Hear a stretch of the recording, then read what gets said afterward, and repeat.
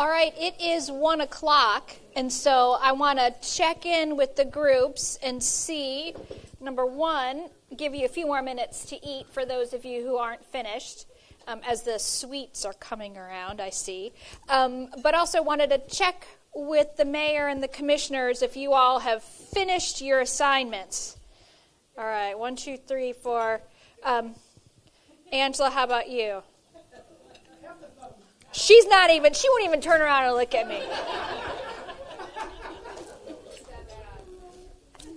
Oh, of course. I caught her mid-bite. All right, so let's take another 5 minutes or so you all can finish up what you're eating, and then we'll ask each of the elected officials to share what they came up with, and then we'll talk through those. So just take another 5 minutes or so to swallow, I think.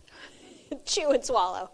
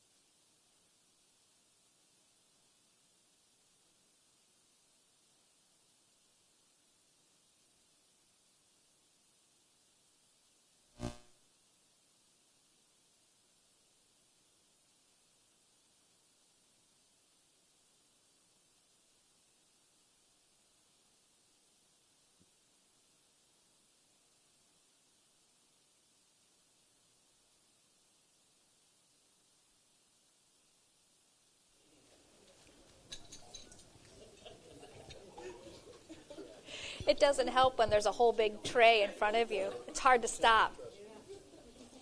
They're just going to keep going around the U all afternoon.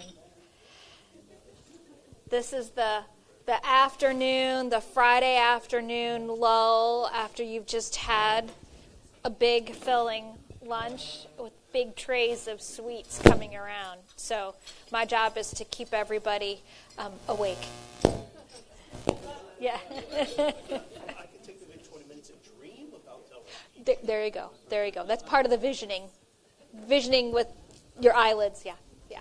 All right. So what we want to do now is hear from each of the elected officials how you did on your assignment. And so as a reminder to the group, I asked you to take a look at the title of your focus area, and maybe after discussion, you found something better that better articulates what this umbrella category of a focus area should be. And then I asked you to just write a couple of sentences, 2 to 3 sentences, to articulate what success looks like. And what I often think about is how, for those people who were not in this room today, who didn't have the opportunity or the advantage of hearing your conversation, how will they know what you mean about each of these focus areas? So giving some clarity to those in the room as well as those outside of the room. And then the third task for each of you, or for each of these focus areas, was to begin to brainstorm what are the projects or the initiatives that you think are going to be important for the city to consider as it moves the needle on each of these focus areas. And just as a reminder, this is an ongoing iterative conversation. And part of the prioritization that you all will have the opportunity to do will come through your budget process. Because I believe that your budget is your most important policy document. That's what really articulates what's important to you, because that's what you put your resources towards. And so this conversation and these key focus areas will give a helpful framework for the staff as they're putting together that budget recommendation for all of you to consider as you begin your budget process.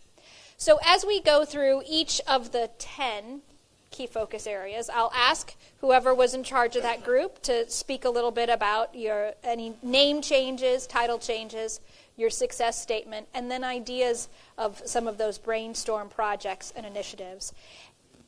One of the things that I think is really, really important in this, these are your words. This isn't our words. This isn't staff's words. These are your priorities, your collective priorities. And so as you hear your colleagues talk about their success statement, you need to make sure that it reflects how you view success in that area, because this is intended to be your collective priorities. You've, at least in concept for the moment, agreed that these 10 key focus areas are important. You may continue to change those over the course of this afternoon a little bit. And certainly how you define success may change a little bit as you go through this conversation. So this is a reporting out, but it's also an opportunity for conversation around each of these areas. One of the other asks that I had of you coming into today was to think about any specific initiatives or projects that were important to you. As we go through these 10 key focus areas, I want to make sure that those initiatives that you perhaps came to this room thinking about are somewhere reflected in here. If they're not, then it's an opportunity for conversation to see if those initiatives reflect the priorities of this full governing body. As we've talked about, none of you operate alone. None of you can make things happen on your own. You work as a body. You take votes. That's part of your form of government. And so ensuring that you have collective understanding and agreement on these priorities is really important going forward, since, as we said, we're not taking votes today. So I will just start at the top. I moved some of these around just for spacing, and so I don't even remember who did what. So some of you will have an opportunity to maybe go in different orders than you originally chose these items. But the first focus area on this list is mobility. I think, yeah. Rob, so tell us first, did you change the name? No, mobility, I think we'd already sort of took a collaborative approach to change it to that already, and I think it encapsulated a lot of things there. I think mobility is the right title. You guys hear me? There you go. So I got to sit with Jeff and Peggy, and then I hear from Missy a little bit at the end. My notes are sparse at best, but I think some of the conclusions we arrived at of what success would look like would be a lot less cars by incentivizing folks to use other modes of transportation downtown. It takes a lot of different things to do that, but more so after you park. So part of that is we wanted to talk about moving folks off into parking garages, off the main street, but also once people have parked, how do we get them to drive around downtown less? And that would be things like our freebie, make downtown more walkable, which it already is, but maybe widening sidewalks in some places, who knows, but also biking, things like that. This is like as a long-term approach. How are we looking at those other modes of transportation downtown? But a big component more short-term is easy to find parking, and that comes down to wayfinding, which we've had lots of conversations about even since I started. So a lot of that is just about driving folks to those parking garages. We also talked about more efficient traffic flow. So maybe if we could work on sequencing the traffic lights better, if we can work towards that. Better technology for our parking garages so people know when they're full. And there's a lot of other sort of technology that we could be looking at towards that front. That's about all I have written down, but I know Missy and I talked towards the end, and she referenced some pretty cool projects coming down the pike I didn't know about, which were upgrading some of our intersections and doing some things that are going to divert traffic off of Atlantic that I don't have a full grasp of yet, but it sounds great. And so things like that obviously would be taken into account. So I heard in what you said, success is reducing dependency on cars and facilitating the flow of people in the downtown. And part of that is wayfinding, ensuring that people have information they need to get around and to find parking as well, too. So wayfinding for parking. Yep. Others, so as you all think about what success looks like in this concept of mobility, what else is important to articulate here?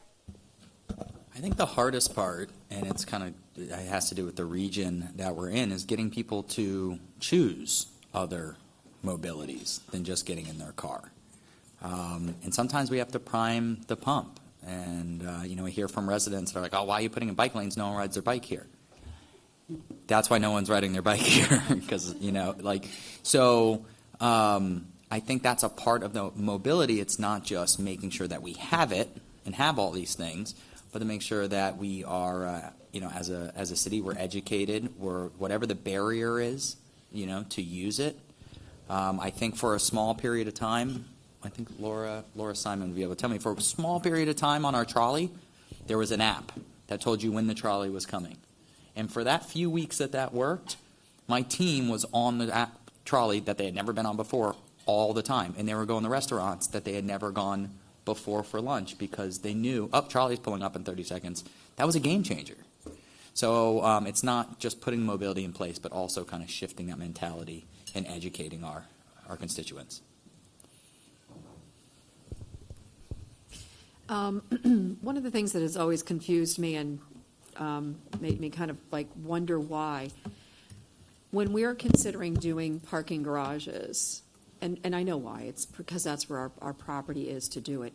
It's so central, and it just doesn't make sense to me to consider, if we're going to be doing some parking garages in the future, to have everybody having to drive to the center of town, which is where you don't want them to go, instead of to the outsides of town, and then bring them in on something that's more of a public type transportation, like the freebie or whatever. So you have a roving freebie bringing people in, because every place that we have the potential for building a parking garage is very right down in the core of exactly where you're trying to keep the cars from going.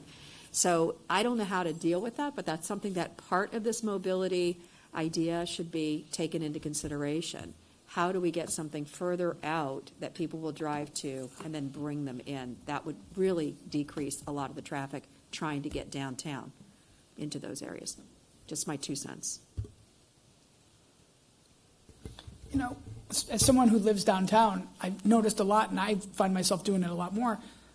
People walk a lot in the downtown, whether they're walking their dogs or walking to get a coffee or lunch or dinner. A lot of people are walking. Now, obviously, it doesn't translate to other residents coming from other areas, but we have a very good walkable city. I think a lot of it has to do with narrowing Federal Highway down, making a lot better sidewalks. It's a lot better place to walk. And I think if you notice, really see more and more doing it. Back just real quickly on that. In my area, which I'm a little further west of town, we are adding these beautiful, what are they, 6-foot wide sidewalks? They might even be wider than that. 8-foot wide sidewalks. I know they're huge because you just look at them. And they're going all the way from the western section of our town all the way to the east section. And it's through areas that were at one point in time just ignored, didn't even have a sidewalk, so you just see this beaten, downtrodden path, through kind of dirt. And now that that's actually happening, and we have the sidewalk somewhat already there, I'm seeing so many more people on their bicycles and so many people walking, and I wasn't seeing that before. So it does, kind of, if you build it, they will come kind of deal. And that's, I think, what's going on, and I think that it's really great that we have that opportunity. So the more we can do that across town, I think that's going to probably increase the amount of walking you're going to see and biking from, all areas of town. Other thoughts on mobility?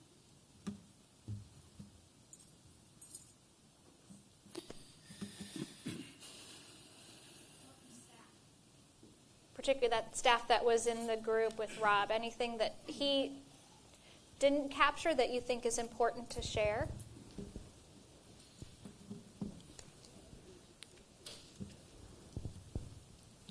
I was going to say, other than the buy-in to use public transportation, we touched on safety a little bit.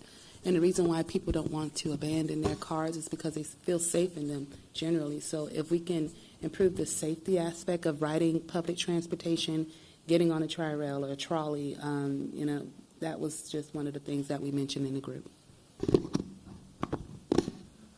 And an example that is a little bit outside of the box, but even the tree planting program adds to mobility because people will get out and walk more, and that's part of the benefit of downtown and having the downtown trees, but then managing those trees and planting the right species and all of those kinds of things play in. So it's not just your typical infrastructure and vehicle, but the other things around the mobility. How about other projects or initiatives? Did you guys begin to brainstorm? You said that Missy shared some things that are currently going on, but are there other ideas that you all came up with that you think are important to consider under this umbrella of mobility? Yeah, we talked about more parking opportunities, whether it be downtown, and to the mayor's point, we did bring up the idea as well, is maybe something out west, a parking garage out there. Eventually, could be a really good idea. Jeff, I think, put it well that if you're planning for a parking garage because you need parking, it's too late. So you should be planning ahead. And so that was a big thing we talked about. And I think Peggy brought up the use of having charging stations and stuff like that, a lot more of those available because electric cars are just becoming way more common. Yep. And if I can add on to just what you guys were talking about, one of the things that I've noticed, and I'm sure everybody else has too, are these electric bicycles that are everywhere now. It's very interesting. We had none of them a couple of years ago now. It seems like everybody's got and they're very expensive. Gee whiz. Yeah. So that's another really interesting thing that we have to we should look at, because they're not riding on the sidewalks, nor should they be. They're going with the traffic. But it's, I think that might increase, and they're all over, and it could be a little dangerous. We just need to make sure that there is space on the sides of those roads so that they can get into a lane and not necessarily be right there in the middle of the traffic. But that's on the increase, which is meaning that that's less cars that are on the street because now they're riding these electric bikes. So one of the things that I wanted to throw out that we do during special events now is provide transportation from the county complex on Congress into the downtown area and direct people who are going on Tri-Rail to get off there. So it's not a return to the former trolley service, but it's a hybrid of that, and that seems to work very well for us. So that's one of the ways that we can start to direct that parking area from the downtown area, and maybe can work with the county to utilize their parking area on weekends and things like that. Yes, so also just as it comes to, because we do have such we're an outside community, wellness community, the bike and walking, as Commissioner Frankel said, that post-pandemic, everyone wants to be outside, and there is a lot of focus on the wellness piece of it. But really making sure that if they are biking, that we don't have taking some of the areas along in spaces to make better parking for bicycles, and maybe even golf cart parking, because we have heard that a lot from residents, and we are seeing it a lot in different areas. They're making parking spaces that aren't necessarily parking spaces for golf carts. We do see that, and I'm sorry I wasn't here if it was brought up, but it is a huge mode of transportation for a lot of our residents. So looking to opportunities for increasing that would be ideal, and then also for bike areas.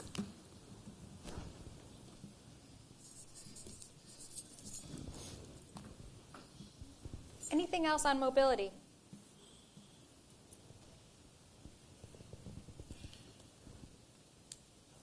Okay. Next area is public spaces. That's my group. My group was made up of Renee, Sam, and Lynn, and the first decision I made was have Renee write everything down so I could read it. Well, and Renee did a great job. So we split up the public spaces first to beaches and then to parks. For beaches, under the number 2, what does success look like? Our group came up with the following. Great place to relax. It's a calm aesthetic. Happy that we limit commercial activity so people can enjoy without being asked to buy something. It's not like other beaches in the state, and it's kept its charm. Projects, which Sam was very helpful about. We are doing new public restroom facilities and showers throughout the beach area. We are hoping perhaps to bring back, we had an ADA platform deck right at the entrance of A1A and Atlantic Avenue, right near the pavilion, where in the past you could, in a wheelchair, bring a friend or, an area so people can enjoy the beach that way. And that kind of got destroyed in one of the storms or hurricanes. It's not there anymore. So maybe perhaps bring that back for those folks. One complaint that I would always get is there's too many signs on the beach or around the beach area. My favorite was the one that says, make sure you put on sunscreen. Well, if you don't know, you're going to get sunburned without putting on sunscreen, then it's on you at this point. You need more than a sign, is that what you're saying? Yes. There was a program established within the last year or two with these little blue buckets where the intent was to have people go out and pick up garbage and throw them in the garbage cans. It's not being done that way. What's going on is people just throwing their trash in the hanging buckets and leaving. They think they're garbage receptacles. So maybe something to look out there. We do have the volunteer program, the beach cleaners or beach keepers, the 2 brothers. They do a great job. Every time I'm at the beach, I see them out there with their volunteers. So the city, we're very, very lucky to have that. Civil citations for dogs. there's been a big increase in dogs being brought out to the beach, and no one's really respecting that. We have a no beach policy or no dog policy on our beach, and maybe bring. I know, Chief, I've seen a couple times a beach patrol officer on their ATV, and I don't know if it's been successful, not successful. I think it's successful, but I've seen a gentleman out there patrolling, which I think is a good thing. We did that during spring break, so it would be nice to be able to have that all year round. Yeah, the one thing I thought, perhaps, maybe the hours where the lifeguards aren't there, the morning and, just after dusk when the lifeguards go, maybe, if there's an appetite for that, but, another discussion for the future. Do the lifeguards handle the dogs? So the lifeguards I've talked to feel they're kind of handcuffed, and they don't know what authority they have to do that. Clear that up. Listen, I'm a proponent of that, no question about it. So parks, what does success look like? Our parks are family friendly, they're well maintained, and Delray parks are for everyone, no matter the location in the city. Certain projects that Sam has on his big wish list, and make sure if I don't talk about them all, you add some. The complete bond projects, assess benches, remove or change depending on use throughout our city.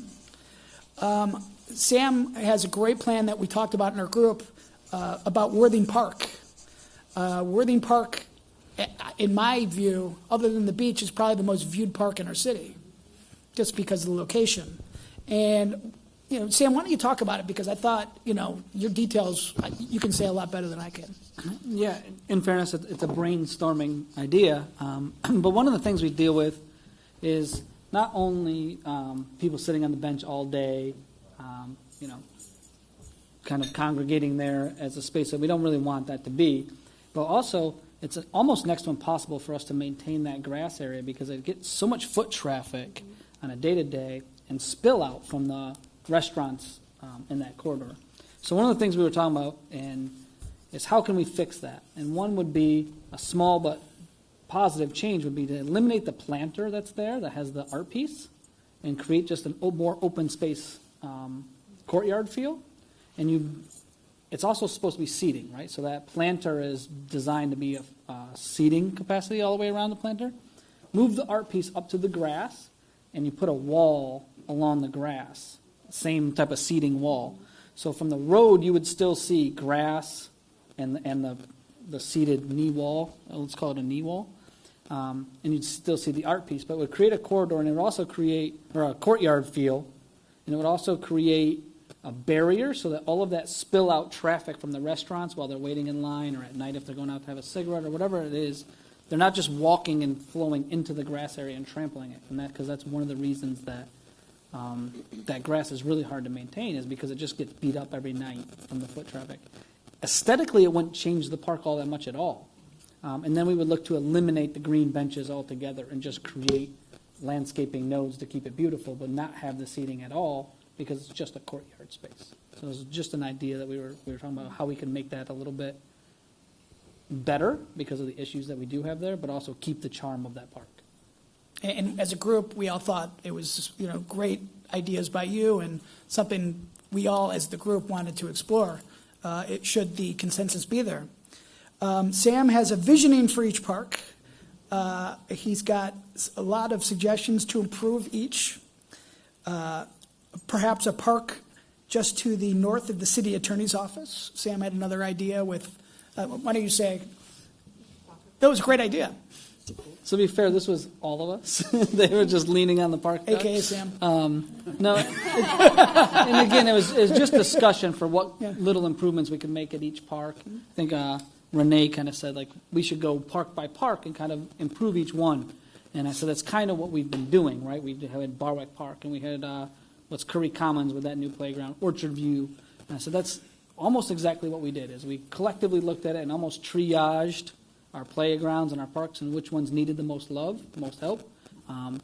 Big projects obviously take longer, like a Pompey Park, but then the small ones. So that's what we're doing. And then Lynn brought up, didn't you want to do something north of city attorney's lot? And I said, yeah, it's a really great green space. We could potentially do a nice little walk path and some benches and create it more like a little park rather than just an open space. So that's kind of what you're talking about.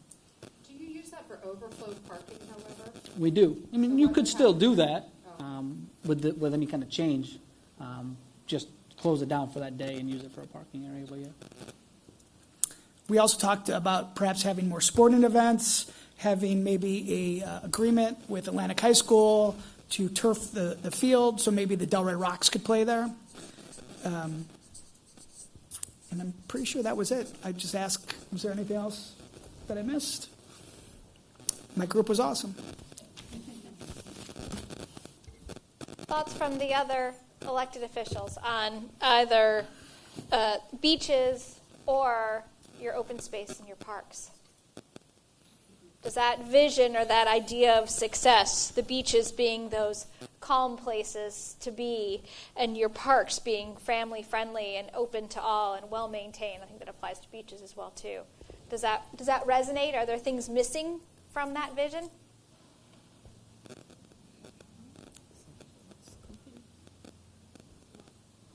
I just wanted to ask the group, did you have any discussion about the Old School Square Park? Is there any visioning for the grounds at Old School Square Park? Did you have any? Okay. Any other projects or ideas people want to add? Fine, go ahead. No. Oh, I'm sorry, go ahead. I don't know. No, I was just going to say, it's interesting you bring that up, the Old School Square Park, because I think that, we've done a lot of investing in that west of Swinton area. And I know that it still may be a little bit premature, but I think that we should probably start to think about doing something, maybe even with the CRA potentially, in coming over and trying to spruce that up. It is our main park, but again, the emphasis for that first 5 years of the CRA was to get that money going into the direction of the areas that were in such need. And I think that we've done a great job of that, and we still need to continue to do it, but I think that there's probably going to be some opportunities maybe that we can maybe do some more. And I think that it's time to really think about that as maybe being our first project to cross over, if there's a consensus for it, but just something to think about. To add to that thought, one of the things I was thinking about is the CRA completed the master plan for the Old School Square campus some time ago, and while there were things in that plan that were a little over the top for what the city really wanted to do, there were other elements of that plan that were fantastic. Right. And some of those would be activating the wider walkways around the exterior of the park, building in some of the lighting and the spots for the tents for the green market, and making that more of a permanent location for festivals and that sort of thing, that makes it into a planned and activated space that is beautiful and accessible and doesn't create a maintenance nightmare for parks. Yeah, I would be aligned with taking that direction. The foundational elements of that plan that were built that way because it's how the park is used. We have a 100-foot Christmas tree there. We should kind of design around it. We have green markets and events. We should design the park appropriately. So I definitely think that needs to be, on the list. The other part, we talk about parks, and then we usually talk about parks that we own, but also there are county parks, that I've never really had a conversation about. Inside the city. Yeah, inside the city. Lake Ida is a really, really important park. We still have that piece of property that's just across the canal, and I look at that as like a natural area. And then we have the natural area that's off of almost Germantown by Sable Pines. Oh, yeah. And we have a natural area there as well. And I think it's really important that we not only protect those, maybe communicate how we can improve those through the county. It is, and I'm sure there's more than just the two I'm naming. Those are probably the two of the bigger ones. There's a scrub area that we have that's over off of by Tropic Palms. Leon Williams. Do we own that one though, right? Well, it's county. Oh, it's county. Oh, okay. So I think we should work those into the conversations more as well, and how we can protect those and how we can communicate those. Those are assets for our community as well. I think some of those are underutilized. And that's actually what I was going to comment on. We have especially 5 parks that have significant natural areas, and we have Congress Avenue, too. we initiated work at least 2 of those to start restoring habitat. So at Barwick and Orchard View, Bexley, Leon Weeks, and at Atlantic Dunes, there's a really significant opportunity for restoration and begin open up the discussion about resilience of the environment and how that resilience then translates to the community and people. Yeah. And then smaller areas in each of the parks where we can really enhance natural functions. Yeah. Who owns the park that's off of Congress Avenue? It's also a scrub park. Is that Boca or is that Delray Oaks? Delray Yes, Oaks Natural yes, Area? yeah. That's county. That's county? Yeah, that was the one I was referring to, Yeah. Delray Oaks. Yeah. Okay, anything else on parks? All right, so the next area, economic affordability. That's back to me. So, I know, I'm done early. Good. Can I leave after this? Okay. I think we talked more about economic development than we really did affordability, to be honest. And we kind of spoke about it very broadly, so I'm hoping some of our comments drive a more nuanced, tangible conversation among the whole group. But we sort of talked in general about encouraging what it looks like to encourage more of a corporate tax base in our city to take some of the burden off of residents. And, what would that look like long term? And that Congress, obviously, like areas like Congress Avenue that Jeff brought up earlier, would have different set of goals than what downtown has for obvious reasons. We talked a bit about, like on Congress, for instance, preserving spaces for larger corporate space and protecting some of our industrial land, which we don't have much of left in Delray Beach. When it comes to downtown, maybe how do we encourage more Class A office space? Maybe not right on Atlantic, but on the side streets and areas like that. And, we talked about long-term bringing more young professionals to our city to live, work, start families here, to create that more sustainable tax base. And also short-term, that helps with having a lunch crowd, more consistent lunch crowd throughout the year, so our restaurants aren't so reliant on the late-night drink sales and help maybe stabilize some of that a little bit, because I know we've had some issues with downtown getting a little bit rowdy late night. So anyway, that was kind of the broad strokes of what we talked about. Jeff and Peggy, if you want to add anything to that, feel free. I would say just one of the things to kind of pile on to what you were saying there was just making sure that we reserve the space for these uses in the future, particularly Congress, which again, I know we're going to talk a little bit more about next week. What should it be, and do we make sure that we have enough space for future business use there as well? Because it is sort of turning more residential at this time. And those are the types of spaces we have to make sure that we hold on to as we lose more and more of our commercial industrial to residential, to make sure that we have enough for the future.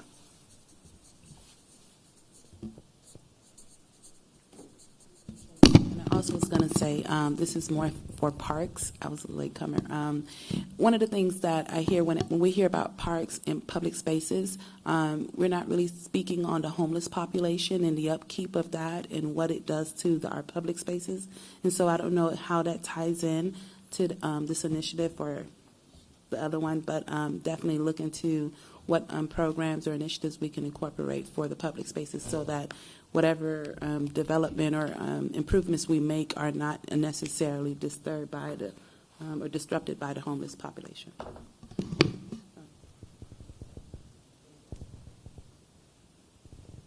Other comments that you all had on the concept of economic affordability? Were there projects or initiatives that you all talked about, other than trying to bring in, diversification of your tax base, reserving future spaces for commercial and business use? We talked in general about the idea of incentives, but we didn't really get too far into the weeds with it, and maybe even addressing some of the LDRs when it comes to having Class A office space in specific areas of downtown. But again, we didn't get into a lot of specifics there, but that was kind of the path we started down. So I think it might make sense here. We had sustainability, and we spoke about it from a green aspect, but then we also spoke about it from a financial aspect, and I think it probably belongs under this. So we spoke about city fee structures and updates, staying on top of our fees and ensuring that we're getting the most out of them. We've seen that, recently with whether our water fees and our parking fees, and really that's to diversify the tax base, right? To take the burden off of our residents. We have too great of a reliancy on property tax. So other ways that we can diversify our revenue, such as city regular review of all city and user fees and charges. Are there any other additional opportunities? Obviously, getting some of the impact fees to stay in our city rather than go to the county would be a big help. And then where we do have property tax, geographically diversifying that property tax, which I think is exactly what we're talking about with, Congress or other areas of our city. And it's important that it's, as a city, we focus on really the areas that are outside of the CRA because that tax base will come to us and will help our diversify our revenue stream. So I think that probably makes more sense under this category.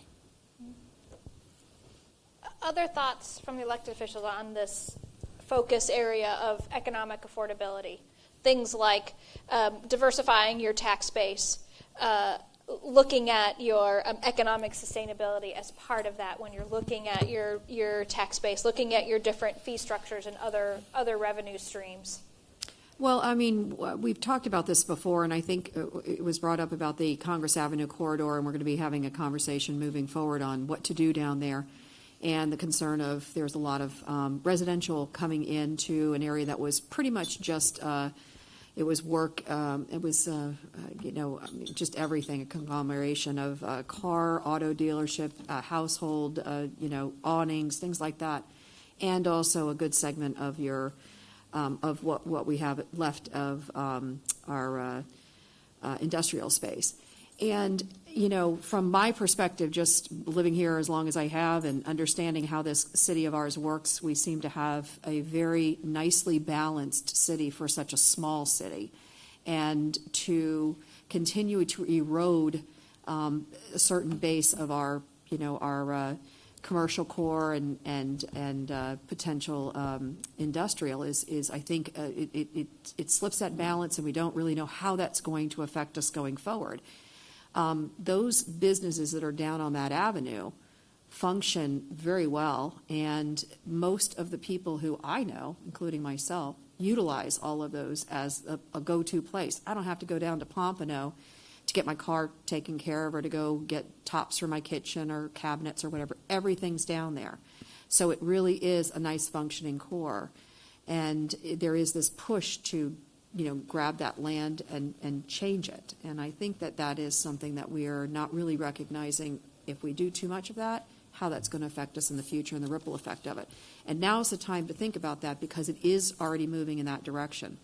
Once it gets across a certain point, it's not going to matter anymore. So I think that's a bigger conversation to have, but to understand how those businesses do a tremendous job of balancing out a city. We are actually functioning as a large city and a small city because people before us had that, or it was a natural thing, but it worked. And so that's kind of how I see it, and I'm trying to think, do we really want to upset that balance? It's a question. Yeah. The challenge is we've identified that way before my time, identified that area as the optimal area for dense and affordable housing. So there's that push and pull. But where else would be a better place for housing? Our comprehensive plan says we need to add thousands of units over the next 10 years. We don't want to throw them all downtown, right? We don't want to put them in single-family neighborhoods. So that's one of the big challenges is where does that go? Where does the affordability housing go? If not there, then where?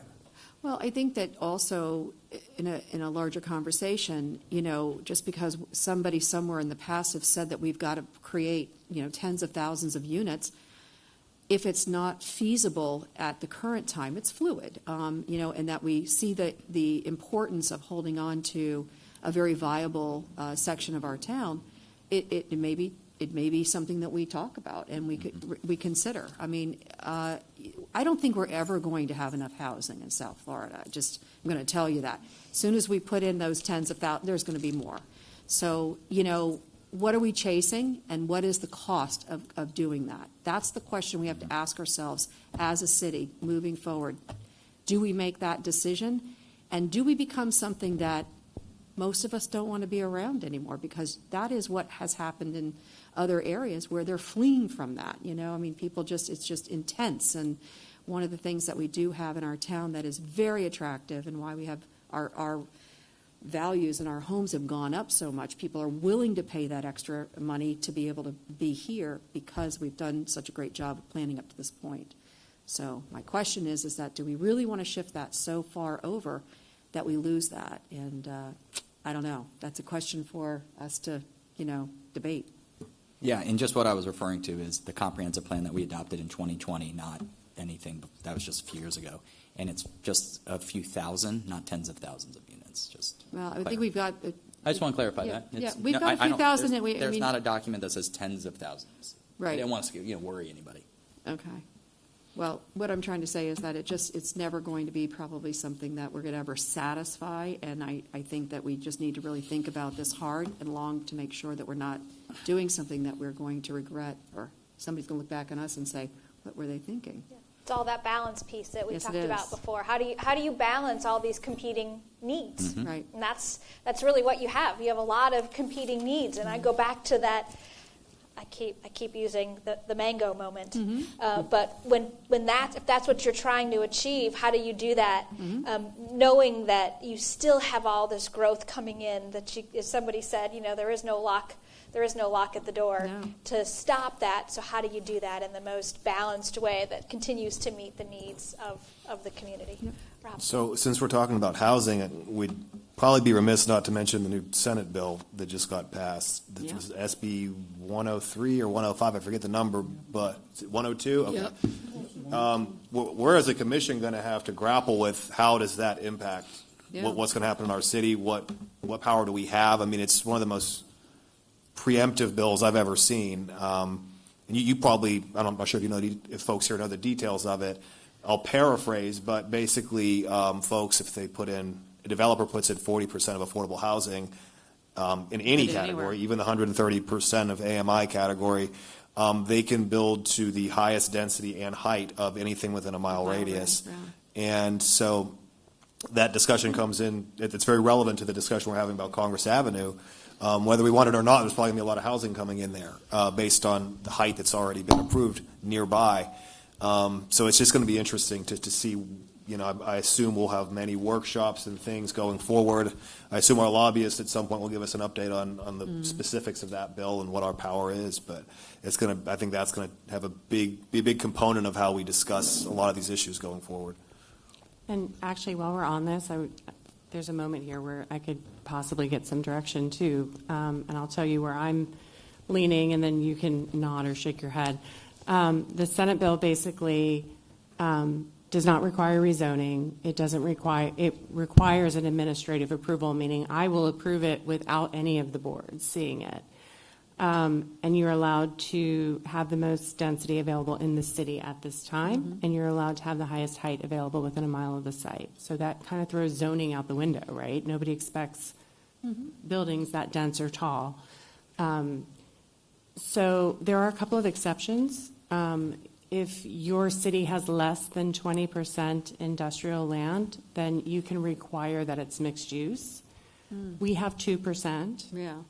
So I'm already, and if you're mixing residential with industrial, pretty much the Florida Building Code starts to make that really hard to achieve affordably. So I think that there might be a way to protect the industrial land by that. So that was sort of where I was starting off. I'd rather start off conservatively and have you all tell me to loosen the reins rather than me, let something come in beyond what was expected. But yeah, that's going to be an interesting one for all of us to navigate moving forward, to see what comes in. Well, I think what you're saying is something I would support. I say we'd be a little bit more conservative on the front end, and we probably should get a inventory of how much we really have coming out of the ground, because we really have never received that. We don't know how many units are out there waiting to be built, already approved, waiting to be built, and that's a really important thing to know, moving forward, because every one of those is going to require support by the city. Different resources are going to be required,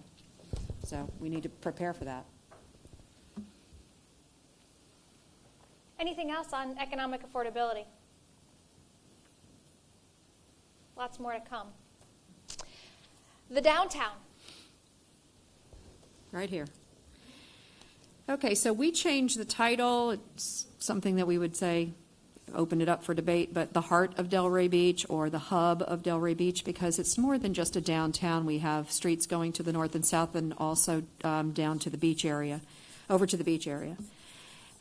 We basically said our sentences were success in the downtown is energetic both day and night.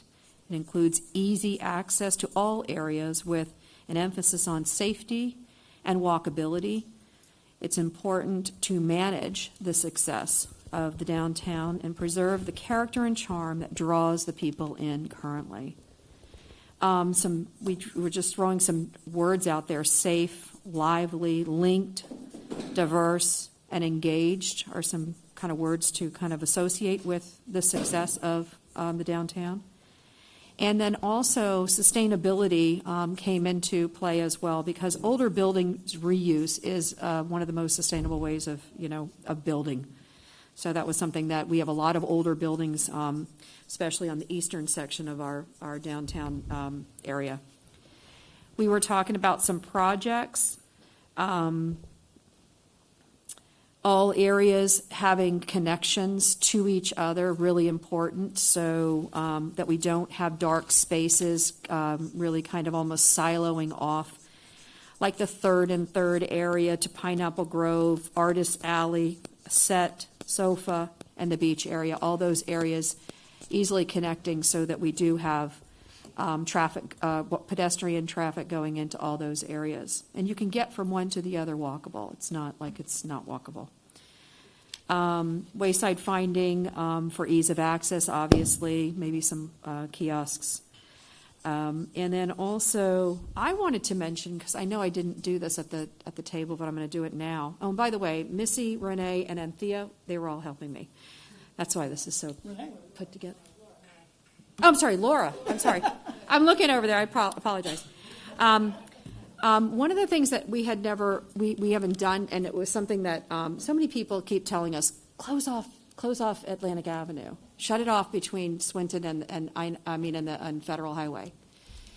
And it's something that we've constantly talked about, but never really did, and we probably shouldn't do, because we've had people say, I'm sorry, Laura, but anyway, we never did this because it was never advised. We had people say, no, that's part of the success of your Atlantic Avenue, is having the traffic driving by. So it's the see and be seen crowd down there. So that's what's kind of making that work. And other areas that have closed it off have really suffered the consequences of having no traffic go through, and then all of a sudden storefronts aren't getting people, and then it's closing up. So we do have something that's really successful down there. Now, one of the things that I've noticed is that it's even though it's walkable, when it gets crowded, it's tough. It's tight. It's 5 foot at the max in a lot of those areas, and just having side-by-side traffic, not to mention people walking together, you can't do it. It's like a single file. So if we were to think about this in the future of doing just one lane of traffic going east and shutting down the rest temporarily, so we can check it out, not permanent, temp, And then that would open up all of that extra area for walkable space. It would mean more outdoor dining, and we still have that kind of movement of people driving by, but not so much of the movement driving by. And you're using our auxiliary 2 streets to the north and south, the first and the seconds, as your return. So it's just an idea, and I thought, we could possibly try it, because that's one of the things that, who's the guy that came in and spoke with us? Gibbs, yes, said, you don't have to do anything permanent. Just try it, see if it works, do it over weekends, see if it works. And it's just an idea to be able to increase the space for the people that are there and decrease the space for the traffic. My thoughts, just throwing it out there for food for thought. So that was really kind of how what we came up with as far as the downtown area. Connectability, most important, and making sure that it's vibrant and energetic. Other thoughts about the downtown? I think it was brought up maybe under another economic affordability, but so many of our restaurants don't open for lunch, and there's a reason. And the reason is that we probably don't have enough patrons there, especially during the week, not the weekend, but during the week. So, diversifying, our usage downtown so that we are a little sustainable city, that the restaurants don't feel like they have to lean so heavily on people coming from outside of our city to have lunch there, I think would be. I know if I owned a restaurant on Atlantic Avenue, I'd want to serve all 3 meals. And I'm sure most of them feel the same way, but the people have to be there.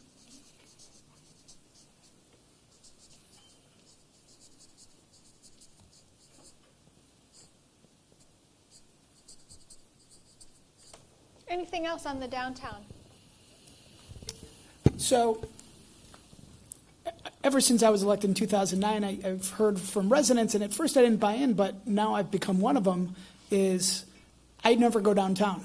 There's too many people. I can't park. It's a headache. You can't get a reservation. There's too many people. And I find myself dining off the Ave a lot more, unfortunately. I've said for the last year or so, maybe a little bit longer, after a certain hour, the downtown, particularly between Swinton and Federal Highway, morphs into an area that's not a quaint village by the sea. It's, run over by FAU students who like to go to late night happy hours, and causes problems and security threats to our police department and other first responders. And what can you do about it? Because we've always wanted to make sure we don't turn into Clematis Street or Las Olas. We wanted to stay Atlantic Avenue. And for the most part, we have. One thing I know through the city attorney's office, as a city commission, we were unified that after 1 a.m., no live music outside. I don't know if it's being done or not. Maybe it's not being enforced. It is being enforced. It's supposed to be enforced. Hi, Chief. It's been set for a year or two. 1 o'clock, 1 a.m. Good, we accomplished one thing today at least. The ambassador of Atlantic Ave is very happy. Yeah, well, listen, I think we all have specific knowledge about certain areas of the city. I'm downtown on the beach. That's my areas. So, I think also to Mr. Boylston's point, that we don't have the lunch crowd because we don't have the office space. And now that we're gaining some in some of the areas, I think that will improve. I know Hampton Social's now open for lunch, and there's some other options that are coming online. So I think that's a good thing. But, overall we've been lucky, but I think maintaining that balance, that charm, that's going to be the most difficult thing going forward. So I want to jump in there, Adam, because you and I spoke about this, about the late night crowd, and you say that you don't go down there anymore, and neither do I. But part of the reason is because I'm no longer 20, and that's got to be part of the reason for you as well, right? It's 21. So that's part of it too, right? And I think, what other cities have done such a great job of, and I know for a while, I know it's like a bad example, but you remember every time you went to New York, there was a new district to go to? You were like, oh, I'm going to Chelsea. That's like the new district. And the next time you went, it was like, oh, that's really popular. Now I'm going to the meatpacking district. You're like, what's a meatpacking district? Okay, I'm going to. And then just like every time you went there, it was like that got popular. And so I think rather than saying anything negative about our entertainment district and the people that really enjoy it, and we used to be those people. We used to. That we make sure that what happens there is, of course, safe and appropriate for our city. Obviously, it doesn't sound like we want to expand said entertainment area, and then put our energy behind the other districts and allowing them to grow into their own thing, allowing people to go there, and then when that gets a little popular, guess what? We're ahead of you. We got the next thing coming, right? Because it flew to Pineapple Grove, and now it's kind of flowing to Fourth, or it's flowing over to Osceola Park, right? I think that's most important is just try to plan for that rather than trying to squash or disparage, one of the successful, areas. Can I jump in? Sorry, because this is close to my heart, obviously, because as a downtown development authority. But it is, and it's about the managing of success. I mean, you all have done an amazing job, and many before us have done an amazing job at bringing our downtown back to life. And it is more than one great street, and I'm using that from Anthea. It is more than just Atlantic Avenue, and as we see the progress spilling over into farther than just 2nd Street on the north, because now we've got, growth continuing down federal highways on both the north and the south, and the change that's happening there is tremendous. And how do we continue to shine lights on all of that and manage it together and look at our nightlife? I mean, I've been out there a lot. I've been out there a lot. Walking around making sure that just what it feels like because of all of the challenges that we're seeing. But it is about being a place for, downtowns are places for people and people from, 8 to 80. And how do we be all of that for everyone in a great way, in a vibrant way, in a diverse way that is welcoming and embracing but managed. We've got an amazing clean and safe team, and just really empowering them and giving them the resources to be better stewards and ahead of the game. And they do an amazing job for amount of people that are there to make them feel safe and to feel comfortable going back and forth from one district to the other and walkable. So I think really for what I see and hope is that continuing to manage the success, and as we, more projects come on, whether it's Atlantic Crossing, that's 5 years still down the road to 10 years that it'll be complete, and Sunday Village, and moving on, and how we manage all of that together is going to be important for us all to really work together. So, thank you. Anything else on the downtown? Okay, next one is the set. Oh, I guess that's me. Okay, so, and Renee is going to help me out here. First I'd like to say that, I'm just happy that we have come to an agreement on what to call it now, because, we have people walking on eggshells to say, I can't say that, I can't say this, and then the community saying, and people up northwest, south, the set. So, the first thing is to settle on that, on the name. There have been many struggling to reclaim themselves and embracing our community with the name. And then, of course, we also have the street banners that will be going back up. So it's going to be a great feeling. The scent, or the words is, the set shall become a place of opportunity, resiliency, inclusion, and wellness through equitable policies and development, strategic partnerships, and the power of community leadership. And that is already the theme. the beauty about this particular item is that the plan was already is there. We just need to implement it. The plan was adopted as the West Atlantic Development Plan in 2020, so it's not that old. If it needs some tweaking or some, adjustments, I can say we can do that. But however, we just need to implement the plan. And then there are other staff and departments that, going to work with us to get this plan done.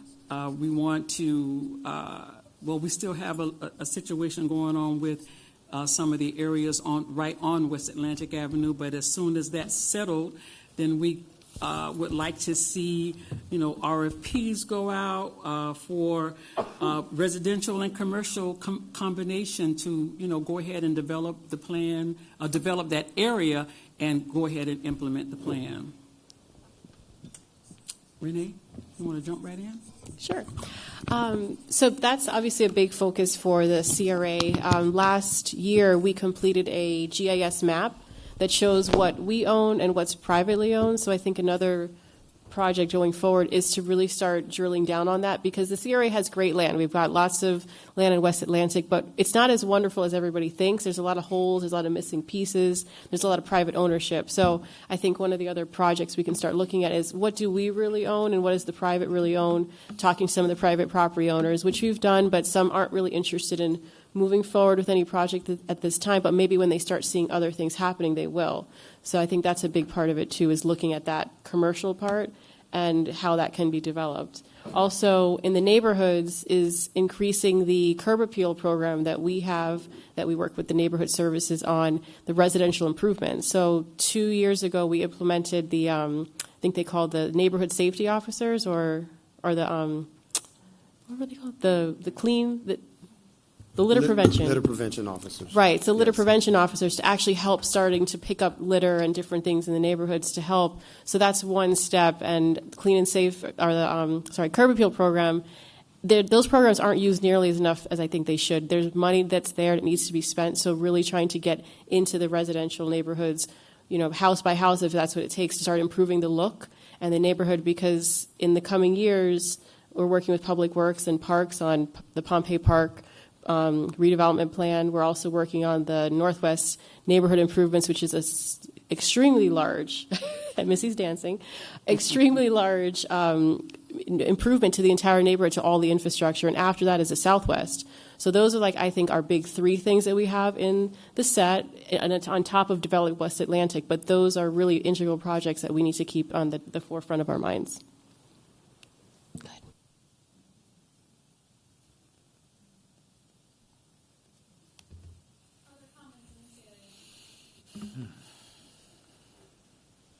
Other projects or initiatives that you all talked about besides do it? Perhaps it might be relevant to reference some of the major public improvements to benefit this particular area. Of course, there's the Pompey Park Recreation Facility as a potential highlight. Of course, it's coming up in some other categories, but I bring that up because there's been a great deal of attention, enthusiasm, focus, if you will, with regards to that, in addition to the collaborations with the Community Redevelopment Agency, Renee, relative to some long-awaiting infrastructure improvement projects, alleyways, et cetera. Maybe appropriate to underscore that topic. I'm looking at you, Missy. I'm going to say Miss. I was looking at Renee. I saw that. Thus I clarified. We have a number of different projects ongoing in all of those neighborhoods. We have completed quite a few of the alleyways. There are some more to go. We have the biggest challenge in the Northwest neighborhood that we're going to be facing in the coming months is that a long time ago, when the roads were first built in that neighborhood, they did a very poor job of surveying. So some of the roads are not built specifically where the roads should have been. And now we have issues in a number of different areas where we're going to be looking at easements from adjacent property owners to correct some of these ownership issues. And so As we move forward with getting that information finalized and getting those lists together, you'll be hearing more from me about that and how we can work together with those homeowners to make the situation right and equitable for everyone. So those are some of the challenges that we face in that area. Did you want me to talk about potential funding? Not so much, because Okay. that's an aftermath consideration, and the purpose of this exercise is to outline goals, objectives, what is to be accomplished, so that we can evaluate funding considerations accordingly. Okay. I think So a number of those alleyways are exactly that. We get routine requests to come in. There are a few alleys that have not been improved yet. Most of those have some form of ownership issue associated with them. I think you have to put the historic Carver High School up there. Village Center. And Village Center the Village Center concept as a whole has not been completely realized, and I think that should be a focus. But specifically, the historic Carver High School, yes, we stopped it from being knocked down. Then we were going to take ownership. Then we weren't. Now the $25 million, that a portion of that could go towards it, at the school district, has now been taken away, and so now maybe there's another opportunity. But one, we have to make sure, that it's there. It's a historic building. It's important to a lot of people in our city, and it's important to our history. And then what are we doing with it? How are we activating it? How are we utilizing it for community service? And if we have to do it in partnership with the school district, that's fine. And if there's a way to do it without, that's fine as well. But I think that's an important element, not just because it's a historic building, but because of the opportunity we have to program it right or utilize it right for our community. If I could just add one more project. We all know that the Pompey Park project's ongoing, and it's an amazing project. Not to be overshadowed, though, is one of the cornerstones of the bond approval was a major renovation at Catherine Strong Park, which falls inside of this as well. So both of those parks, which are really at the heart of our park system throughout the city, are set for major renovations in the next 3 to 5 years. So I think that park being redone is a big part of everybody's plan as well. Mm-hmm. And part of the plan included some specific projects. I don't know if that's what you're asking for, like to take care, the fact that that area is a food desert, a grocer. We want, high quality grocer in there. We want to make sure that there is a facility, medical facility or health facility, so that that's in, walkable for the residents. Also, a financial institution that's close, and there's some other that are in there, but that's just part of which is also included in the plan. That's in the plan, right? Yes, it's in the plan. Okay, let's see. Let's do one more before we take a break. Community engagement and civility. Right. So that one's me. In the group here, I was joined by Ken, Gina, and Hugh, but Hugh mainly helped us out with that financial sustainability aspect. So Gina, I will be tossing the ball over to you. I'll kind of go through our notes here. And just to make sure, unless I got it all perfectly right, but I doubt it. So when it comes to communication, really empower in really the way I look at this is our city culture, right? Make sure we have a healthy culture. Empower staff to spend time and energy on the masses and on constructive initiatives, and not to get bogged down by the less than 1%, the loudest, like you said, right? That sometimes can be the loudest, or that one email, and not have that jerk reaction to it.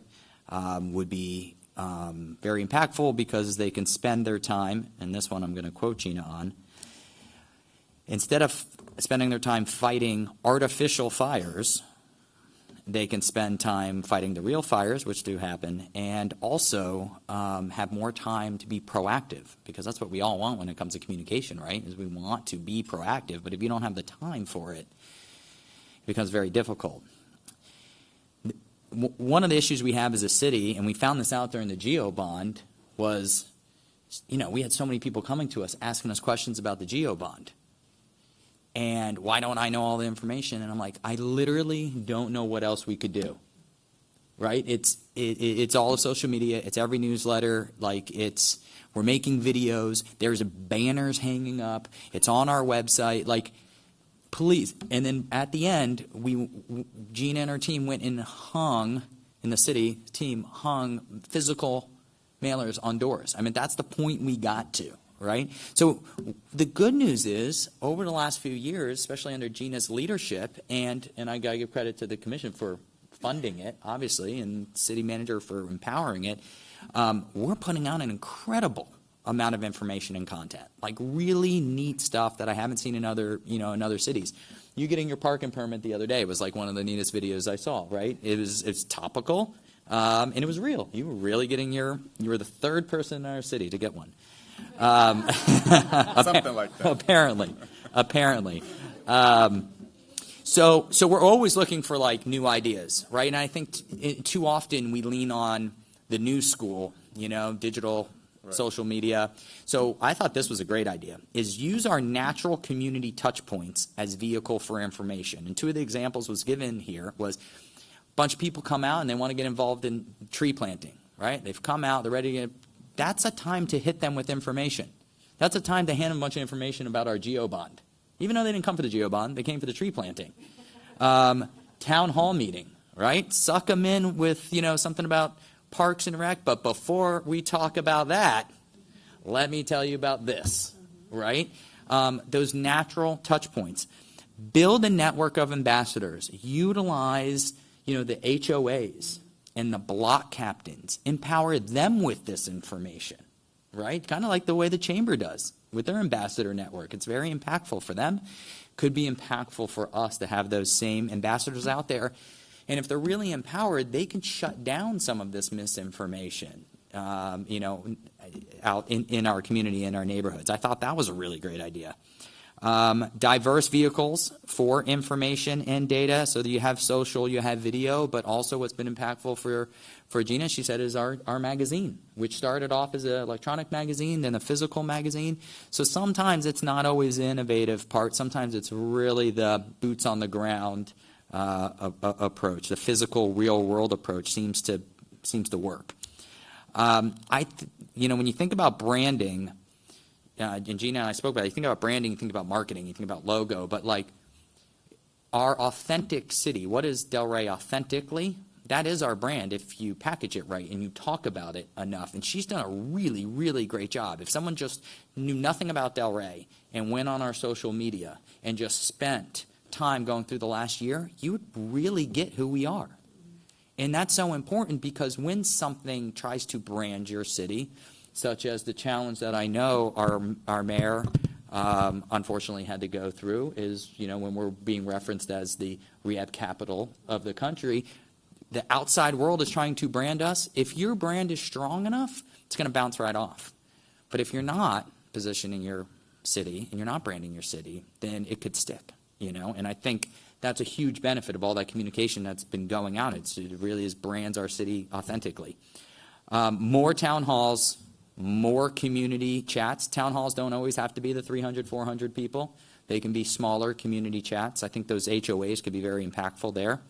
I had proactive, and then last thing is just to find time to be proactive. Have those proactive conversations, and I think we can all come up with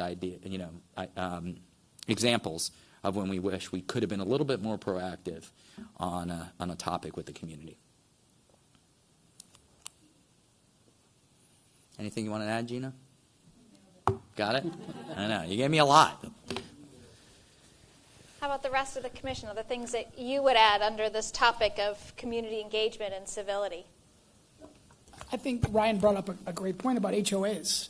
You see county officials they go into these communities and speak to HOA groups quite a bit. You know, Dave Ehrenberg's one of my good friends, and it seems like 4 times a week he's going to different HOA throughout the county and addressing individual residences. I don't think the city's done that in a long time. And for many individuals who aren't on social media, it's a good way to get the message across. Old school way. It's old school, and it's really interesting because it was like the pendulum swung when we went into social media and everybody was on social media. That's the way you did all your communicating, and basically, if you weren't on social media, well, then, you know, you weren't it. And nobody was really doing the old school way, and now it seems to be swinging backwards. I mean, magazines, I mean, that was kind of like they were on the way out. I thought they were out, now they're back again, and that's where people are gathering information, not to mention, just like Ryan was saying, it's word of mouth. It's getting the people in the neighborhoods that are basically reaching out to their people and working on it in an ambassador sort of way. And I think it is a good idea for us to try to reach out to these groups because, again, social media can really be a horrible conveyor of bad information. And people are not going to go out there and try to fact check things that they're reading on social media. They just believe it. And so for us to be able to reach, you know, instead of getting behind that 8 ball, get in front of it so that we have that information going out before. And a place that they feel like they can trust, I think, is really important because you build that capital. It's correct. It's correct. Ahead of So time. anyway. I think, you know, this is an issue that every community across the country right now struggles with. Sure. And I think as you've talked about this idea of diverse messaging strategies, like the mayor was saying, at one point, everybody, if you weren't on social media, then forget it. Then you just didn't deserve to know. And that's not realistic.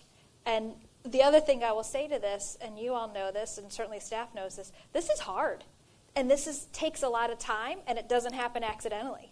You know, that creating those channels and building that infrastructure, that healthy culture, as Ryan talked about, that takes time and investment. It seems like, it's not like you're building a building or you're not, you know, putting in infrastructure, but it's human infrastructure that takes a lot of time and it takes resources to do all of those things. To hang door knockers, you know, across the entire city to do all that messaging. It takes a lot of time and energy and resources to do it effectively. I was going to say, I don't think it's adding to. I just think it's reiterating that, you know, many times, as, you know, Ryan said, you know, you can give the message and then people really don't hear because they're not in the same place as you are. You know, we struggle every day with our own individual problems. So you may be talking to me and I may not be hearing you. And obviously that's what happens. But, you know, I've learned to, you know, take the message to the people. And I think the HOAs and the block captains and that kind of thing kind of takes care of that. You know, just going to, I learned it before the campaign, but during the campaign, you know, wanted to talk to the young people, so I had to go where the young people were. Because if you just put that message out there, they see it and they don't see it. But when you take it directly to them and you're intentional about your message, then you get a little more attention. So, yeah, but using your existing networks as opposed to trying to create a new one. Already in There's place. too much noise. Yeah. You have to, as you said, go to where the people are and what is their natural way of getting information. Absolutely. Anything else? Anything from staff on this topic of community engagement and civility? Okay, there's cookies over there. So let's, it's actually 2:30 on the dot, so let's take no more than 10 minutes. Is that okay? And then we'll come back, and you've got 4 more of these to do. You've already done 6, so you're more than halfway there.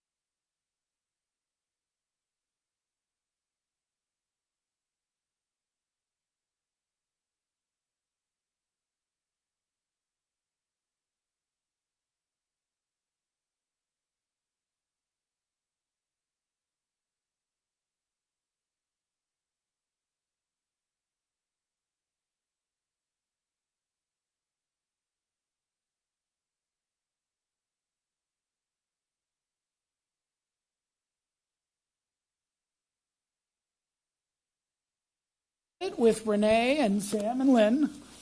And the one thing that we all agreed on, it's a lot better than it has been, which is a great thing.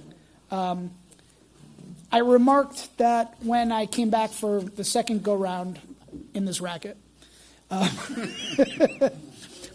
we had a similar setup here for the goal setting. And I looked around and I said, hi, my name is Adam. I don't know anyone here except a couple of you. Because the turnover from when I was out of office for the 3 years was remarkable. So I think the stability at City Hall, specifically in the last few years, has greatly improved. So I went around and looked, and I asked myself, who was employed with the city of Delray Beach 10 years ago? Russ, you were employed by the city 10 years ago. Who? There was, yeah, well, Laura with DDA, Dolores. Anyone else? That's crazy. But the good news is, what about for 5 years? 5 years, who's been employed by the city? Improvement. How about 3 years? To me, that is very remarkable, and I think going forward, that's even going to get better and better, because I think, while I've always thought Delray is a great place to work, others may or may not have felt that way, but I think we have a group in place, particularly in the management, upper management positions and executive level, that has been a great job. And I want to give Mr. Moore credit because he's done some of the hiring, and it's really reflected on that. One thing that Lynn always says, I didn't give her credit, but she always talks about the tone from the top in many, many of our meetings. Yeah, well. And we agreed as a group that the message from the dais is important because it sets the tone for staff.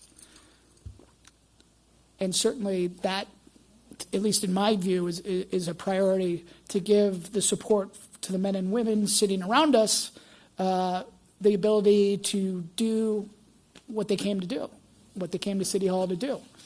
So I think that's improving as well. We believe that we need to fully empower staff who will have confidence and freedom to execute the policies from the City Commission. We also would like to encourage personal growth and training. And Renee wrote, so I'll give her credit. Overall, stability with staff is critical. This is the first time in years that we've had a lot of the same staff and department heads. And I also went personally a little further to say how Renee's done an amazing job with the back table of our CRA friends. She's put together a really, really good team that is, in my view, excelling and doing just a spectacular job. I think one of the experiences that almost every local government has today, and this is not just unique to the public sector, but the private sector too, is the challenge of hiring right now. You know, vacancy rates are incredibly high. Getting people to do this work is really, really hard. And so investing in the people that you have when you have such great people makes a huge, huge difference because, as you all know, replacing those folks is 10 times harder than it was just a couple of years ago. And it will continue to be that because you're not going to have work patterns. You all know this. Work patterns have changed. People don't stay in organizations as long as they used to. And so you will have natural turnover. And so how do you create that organization? And certainly that's under the manager's purview. But how do you create the organization that people want to come and they want to stay here? They want to build their careers here. And I think you're right. Tone from the top certainly has a lot of impact on people's interest in staying, because as your roles are hard, staff's roles are hard too. So I would add on the component of retention and, of course, attracting the workforce is modernizing the way we look at work and work life. And I think that's really important. I employ 30 people, and it's competitive out there right now to fill positions, and not just because you have to be able to pay, which we did the salary study, right? We made that adjustment. But a lot of people, especially the next generations, are looking for that work-life balance, and they're They're looking for the ability to work from home for, a few days. They're looking for definitely professional development on a whole nother level. They want that. They want to be empowered and given the tools to do their job more efficient or to do their job better. So we really just have to know that's the direction it's going. It's been going, and we got to keep up with it. We have to if we're gonna stay and remain competitive.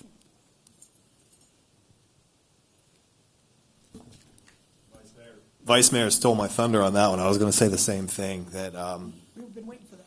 yeah.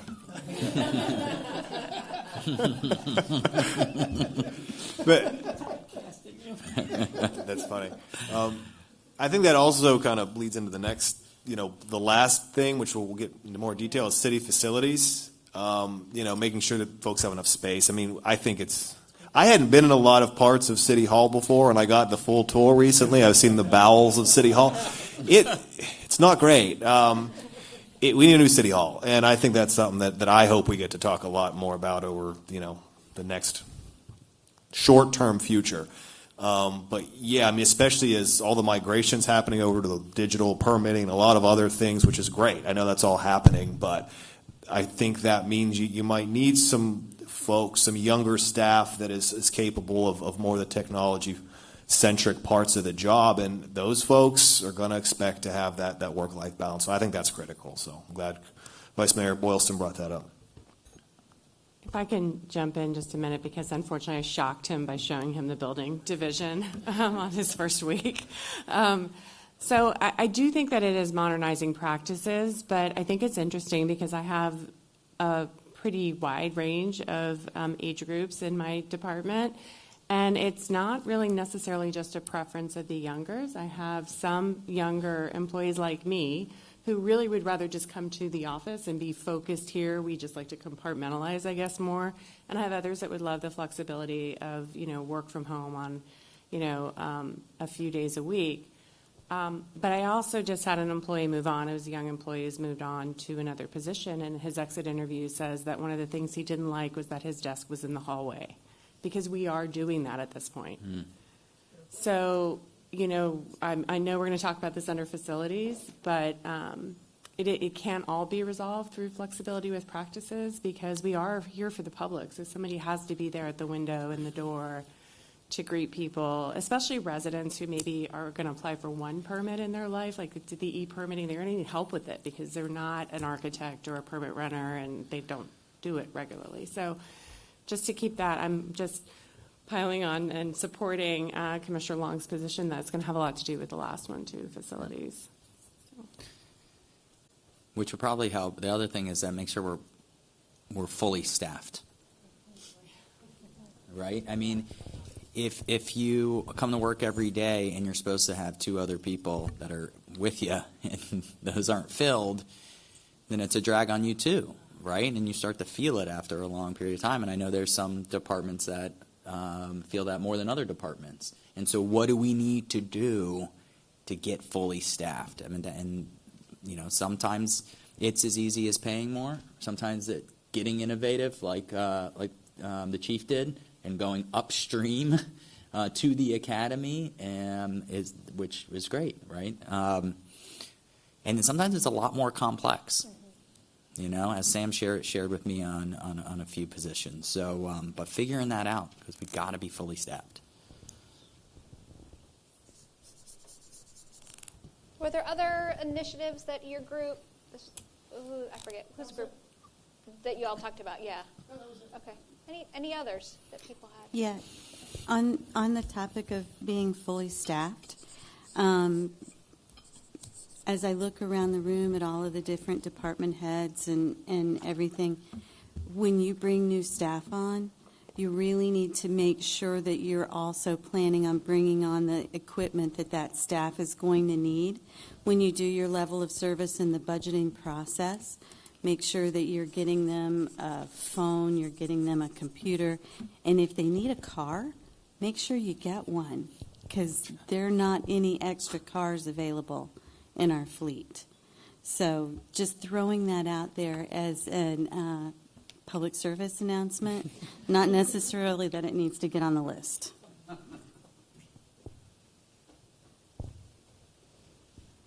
Anything else on this topic? Okay. Sustainability and resiliency. All right. So again, Ken, Gina, and Hugh were part of my group. And Ken, if I miss anything, please let me know and jump in. The first thing we talked about, which we have a presentation coming up in the next few weeks, is on our green gas goals by 2030. Correct? Mm-hmm. By 2030. No surprise that the most impactful areas are transportation on our green gas and the green gas that's emitted from our buildings. So luckily, we just passed a green building ordinance, and hopefully we can continue to be more aggressive with that. And we talked about mobility today, which can help with those green gases as well. But there's a lot more initiatives. My opinion, I think Kent shares it, is that we can be really aggressive in this area. Some cities can't be, but we should be. We're a coastal town in Florida, and we're in demand. So we can put some additional positive barriers in place, or set the bar really high, because people will say yes, and they'll do it because they want to be here, which we talked about earlier. So I think this is an area we have been pretty aggressive in, and 10,000 trees going in, but we need to be even more aggressive, and we need to combine our two topics, which was the communication standpoint, and really make sure our residents know why we're doing it. We're not just beautifying our city with 10,000 trees. That's just, as you said, Ken, just scratching the surface of why we're doing it. It's like, it's way down on the list. There's all these other reasons why we're doing it. So a lot of communication is really important as well on this topic. I think the days of sustainability and financial sustainability, of them kind of being contradictory to one another, those days are kind of over.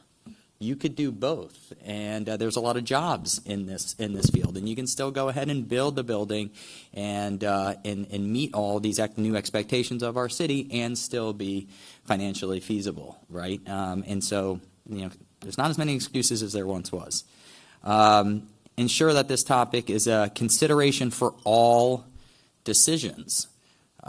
So whenever we're making really any decisions in any of these categories, talk about sustainability. And that goes for fiscal responsibility as well. But I think what Kent was mentioning was that it's a thread through many of the subjects that we talked about today. How can we do it better? How can we do it cleaner? And lastly, that it's not just a city lift. And at first when he said this, I thought, because it's also a county and a state, we need to hold them to it. And he was more talking about getting buy-in from the community. We can hand out blue bins to everybody and check it off our box. We did our job, but if no one puts any recycling in the bins, then what really was the point?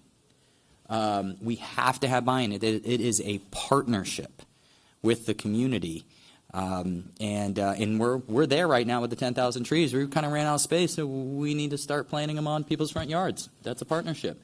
But if they think we're only doing it to make the city prettier, then we've only scratched the surface, right? And I think that really sums it up. For sustainability, we've done a really great job over these last few years, but we've still only scratched the surface. And then on resiliency, we mentioned, of course, we need an ERC. We've been talking about that for years. If we're going to be able to respond during a natural disaster, it's important to have that. It's important that we have a disaster management plan and preparations for clearing roads, for distributing food, for getting electric up and running again. Did you have anything to add on that, the resiliency component? In that you can put together sustainability concepts and resiliency. So as we're building buildings, we have alternative energy and storage, and part of the purpose there obviously is offsetting carbon emissions, but we can also prepare so that when the storm comes through, we have places for our staff to work so that the community can be served, and so it would be a part of the emergency plan also. And so sustainability and resiliency really do go together as a good thing for business, for quality of life, for attracting good businesses and people that are younger that recognize the importance of that. Plus, we prepare for the impacts of climate change at the same time. Great. Thanks again.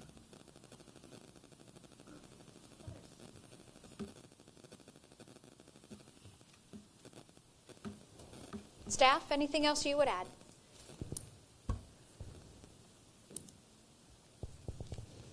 Okay, education.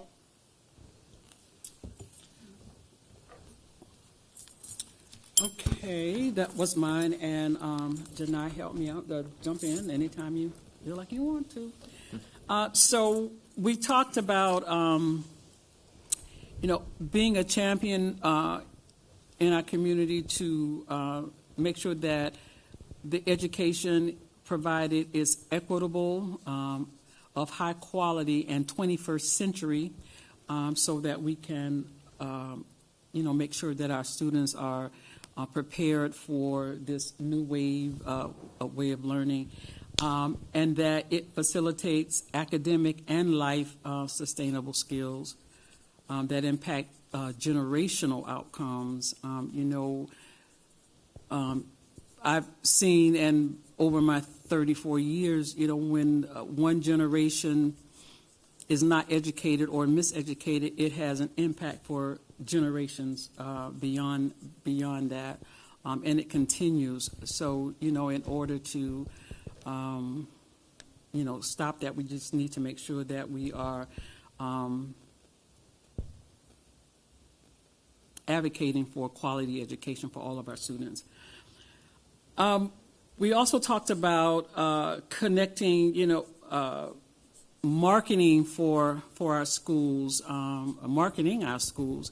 You don't hear about the great things that are going on in schools, and I know that, the schools are having issues, some more than others. However, as a community, I think that we could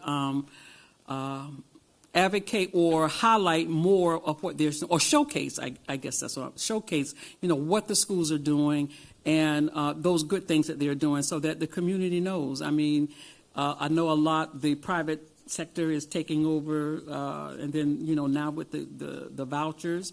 So we're going to be losing more of our more students from our public education. But I think that, if we can advocate for those great things that are going on in the schools, because I do know that there are some great things going on in the schools, and to make sure that we're working with the school district. We have our lobbyists and our people that are advocating to make sure that we're doing what we can in order to make sure that education for our students in our community, that they're getting everything that they deserve and need. We talked about partnering with our nonprofits to provide some services, our community organizations, talked about impacting adult education as well, increasing local workers and area job skills, maybe like having some sort of university training, our own, which we were hoping that we were having that Village Center, Delray Full Service Center area. A place for technical training, of course, again, career options, community education programs that might provide computer programming. I think the industry needs for Delray is like computer programming, hospitality, healthcare, financial literacy, parenting classes. You can jump in anytime you want to, Janae. I can. Thank you for giving me space. So when Commissioner Burns and I were speaking about education, we were talking about it being known as a great equalizer. So when we look at the key focus areas here, we'll see that education is not just a byproduct of mobility or public spaces. It is really what propels these things. So when we talk about public spaces and we talk about our homeless population occupying the public spaces, we have to think about how education plays or, impacts those things. So if we start out with championing quality education and investing in quality education, we'll be able to address a lot of our key focus areas here. And something that Commissioner Burns and I really truly discussed is how are we going to get to that? How are we going to move the needle? So are we looking at past past projects, and are we really understanding the true impact? So are we using our dollars in a way that's really fiscally responsible, not only, but actually getting our students and our community to a place that it needs to be? And I think one of the ways that we can start is by engaging all of our community stakeholders. So with education, we have many moving pieces. We have systems, we have barriers that we have to address. And it's easy to say, these are all of the projects that we would like to do. These are the initiatives that we would like to create. But we have to really be intentional about engaging all of the community stakeholders that are involved in education, including school leaders, including the school district, parents, teachers, students, to really see what it is that they need and how we can be the champions of those needs.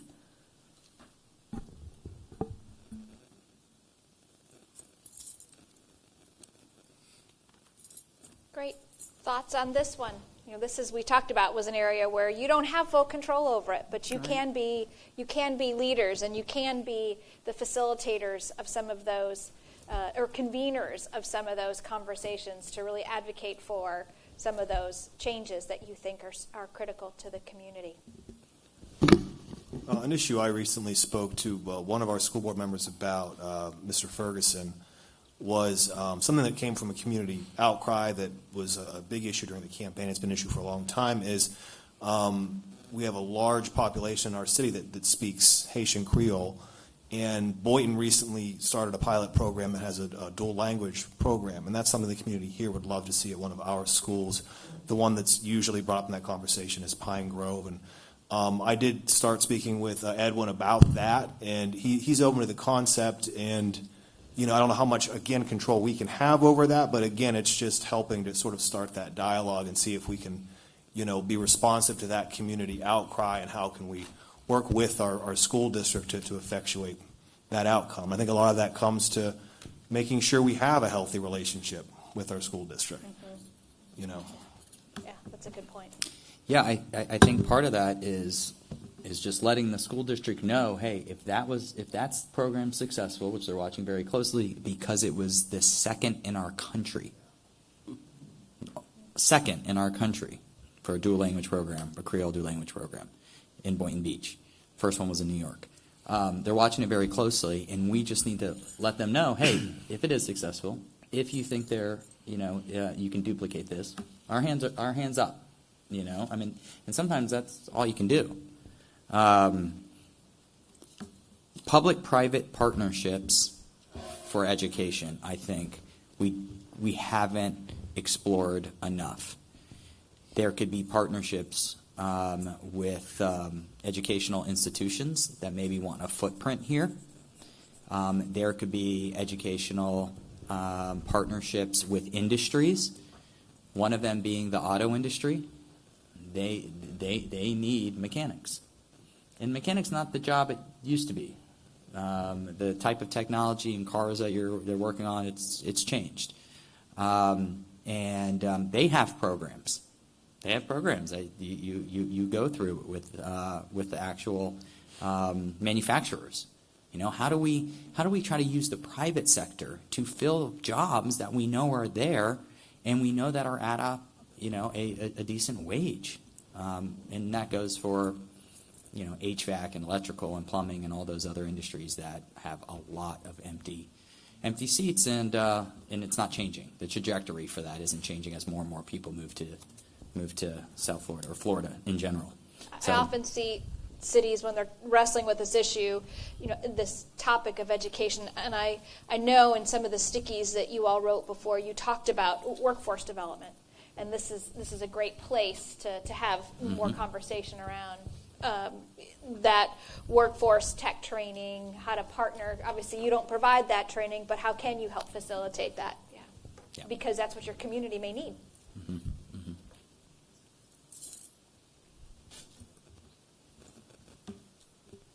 Anything else on education? So this is drilling down even a little bit more, but Janai and I have had some discussions, and I know one of the things she brought up during the workshop with the commission as well is that some of the students feel disconnected from the city, and they don't really know what we do. So one of the things that we really should be looking at is how do we, and by we I mean everybody who works for the city, the commissioners, board members if they're interested, how do we reach out to the schools to help the kids understand what the government does for them and what we're responsible for? It would be really wonderful if in 30, 40 years, this event is happening, and one of the commissioners go, well, when I grew up, my mango moment was when people from the city came to the school and told us what they did. And that's when I figured out, wow, the city does so many great things, and really be a part of their education of civics and let them know why our city is so great and how they can become a part of it and how we're going to hand it off to them one day.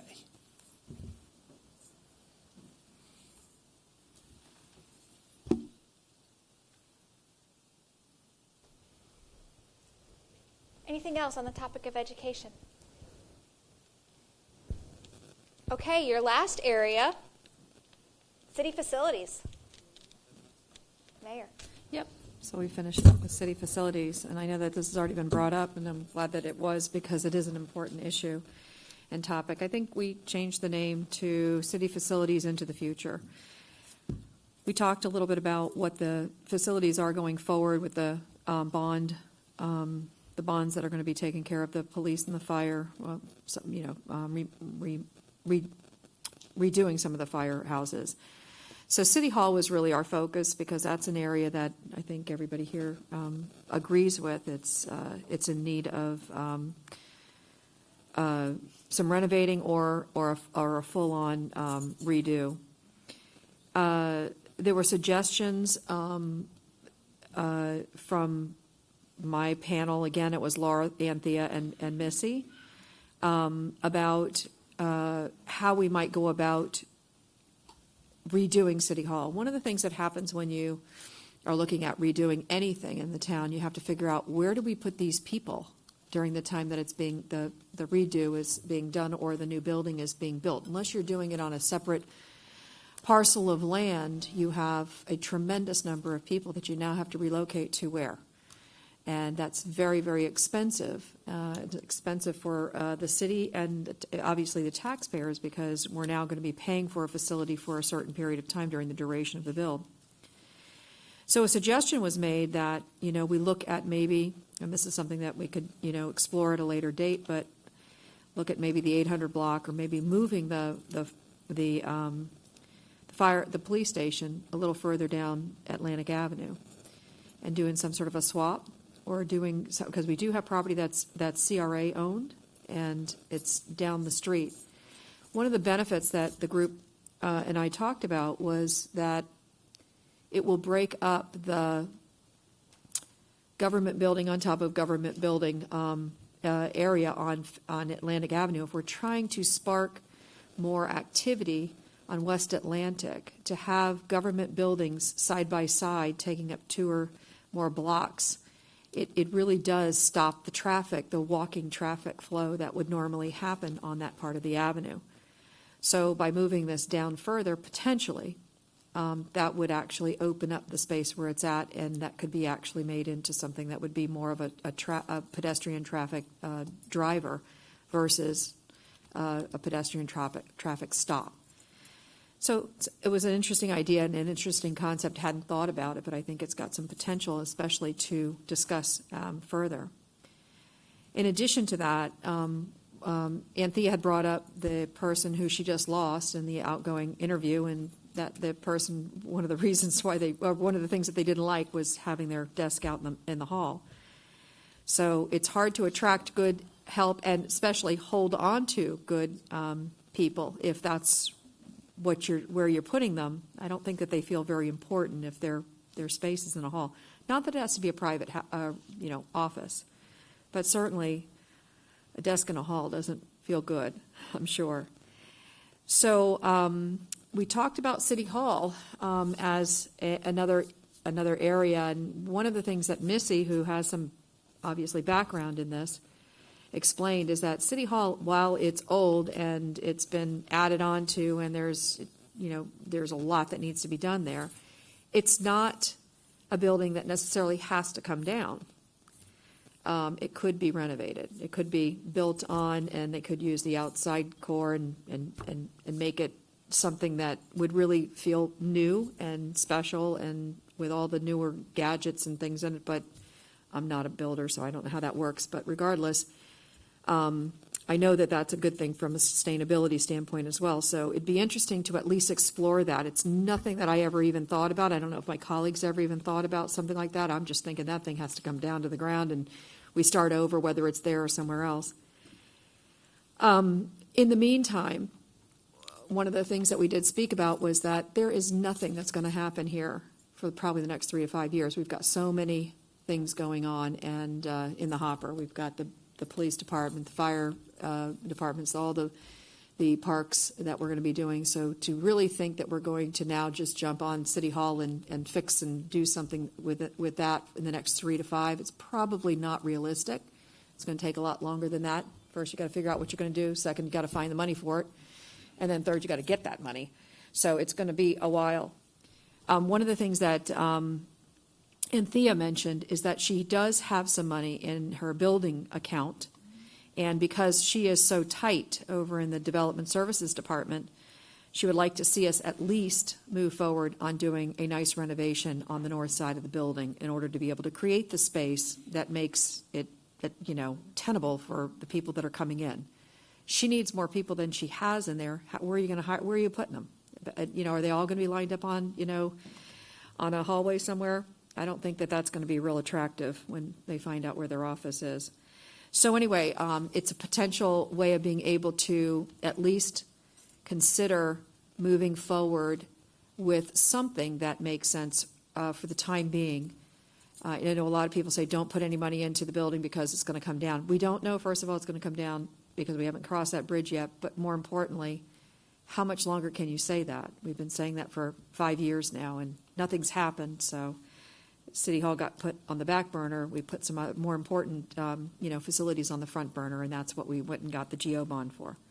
So I would definitely suggest that my colleagues consider doing some sort of a renovation to be able to help the situation out in that section anyway of our City Hall. And if we decide to hold on to the building and do a renovation, if we do something different with the police department, shifting it somewhere, we could always use the police department to move people over into that building while we're renovating the building that we're in or rebuilding. So there's a way to be able to shift the people around in our own buildings, which will save millions of dollars for the taxpayer, and it's something to definitely consider when when we're considering doing these builds, because we have to consider that part of it as well. So that was really what we came up with. I don't know if there's anything else that you guys want to add? Yeah. Anthea or no? Okay. So I think that's exactly the type of thinking we need for City Hall. Mm-hmm. I thought when we were deciding what to do with the historic train station, and then, somewhat whoever's idea it was, well, why don't we use it for our biggest need, which is we need space, right? And so we're moving, is it Human Resources? Yeah. And the Wellness Center, right, is moving over there, which will free up some space at City Hall. Not enough space, but it'll free up some space. So, I love that type of thinking. What buildings do we already have that we can utilize? I didn't even think about the fact that if police moved out of the police station, where do they to a new go? police station, right, that we build, maybe on another lot, like you said, Yeah. then we could use the old police station Temporarily. Maybe not temporarily. Maybe not. Maybe it's a building that we can completely remodel the inside of. I think a campus approach. I know we see all these photos of cities building these huge city halls and putting every single person in these big buildings. We're small. We're a small city, and with technology nowadays, we don't all have to be under one big roof, right? And matter of fact, I almost think it's better that we're in different parts of the community. So that's exactly how we should be thinking about this. We should be thinking about it exactly how the mayor and her group discussed it, is what assets do we have? How can we leverage those assets? Let's get creative. Let's sit down with our partner, the CRA. Let's look at their land. Let's look at our land. I'm 100% on board for that type of innovative strategy. Vice Mayor, let me also mention something else that we did speak about, because I think it also goes to the downtown, a section that we were also working on. And that is that to add an additional, and listen, it doesn't have to be that, but to add an additional governmental building on Atlantic, West Atlantic, again, we have to be careful about killing the business, the vibe that could be happening on that West Atlantic area. And that's what happens with all these governmental buildings on top of governmental buildings. You might as well just go ahead and say, forget it, we're not going to have any real pedestrian traffic down there. So when we were thinking about the police department being close to the courthouse, no longer being necessarily there and actually having more of an activating that space, then now you have just one block and you've got more activity going towards East Atlantic and only one block that you have to get to move over. So that's kind of like what we were trying to also look at when you're planning this whole thing, when somebody's planning it, that they take that and keep that in mind as well, so that we can make sure that we've got a healthy mix going on in the West Atlantic area, and we keep that pedestrian traffic moving, because again, that's one of the areas that we have been tasked with and failed at so far in activating that West Atlantic area. Yeah, I think with just good design, you can also address that. The courthouse is set back for a reason. It's just a poorly designed green space park. I don't even know really what that is, right? But if in front of the police station and in front of the courthouse, which doesn't really have a road in between it, it's an access. If that was a linear park with some pop-up coffee shops or something, and activate that space. So I agree. We need the connectivity, right? Yes. Yeah, we need the connectivity, but not all these have to be frontage on Atlantic. They can be set back. We can put a usage in front of it, whether it's a passive or active use. So I'm all for tackling this facilities conversation in this manner, 100%. And it's green, right? Reusing buildings. It can be, yes. Yeah, it takes a strategic approach, not a piecemeal approach to get where you need to go. Yeah, I really like this conversation. I don't want to be the new guy that talks too much. Nobody likes that guy, but I sort of am, I guess. So I just think it's just an exciting conversation. Yeah, right. I said it at the end of the meeting. I love the idea of kind of setting things back from the Ave and having parks and that space in front. But I also like the idea of I don't like the idea though of having government facilities spread out all over the city necessarily. That's what I think I'd push back on a little bit. I kind of think good city planning would have those buildings kind of near each other if possible. It helps with parking. It helps with folks that need to work between departments. A lot of our bigger cities like West Palm have almost like a government sort of campus, like a center. And I'd love to see that, since we have all these big projects coming up at the same time. And I know that I'd love to not necessarily push City Hall off. I know it's a heavy lift, but if we're gonna maybe move it from that piece of land to somewhere else, that's a potential to get money from that land to sell it maybe for affordable housing or something. There's so many interesting opportunities there. I just like to see us really entertain some of those options and have some of those conversations. So what I heard is a need for really a strategic approach to how you are going to address your facility needs, and that may include some interim solutions to deal with some of the more immediate issues that you have.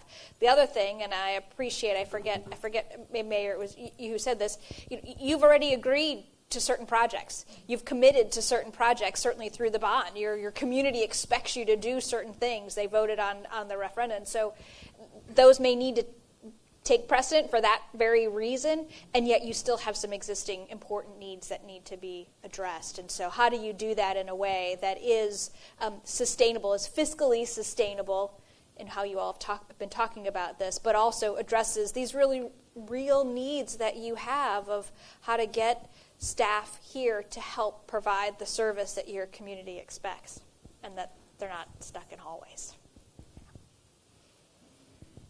What else?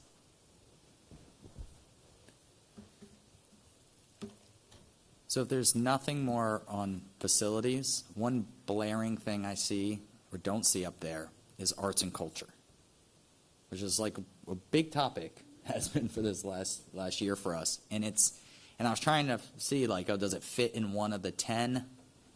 And it kind of doesn't, but, you know, to say our key focus areas and then to not even talk about arts and culture in Delray Beach, I think it's worth a conversation.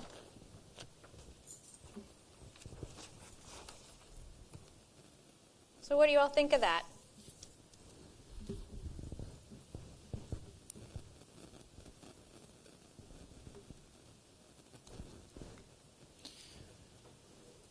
Well, I guess I'll just continue. Should I just continue?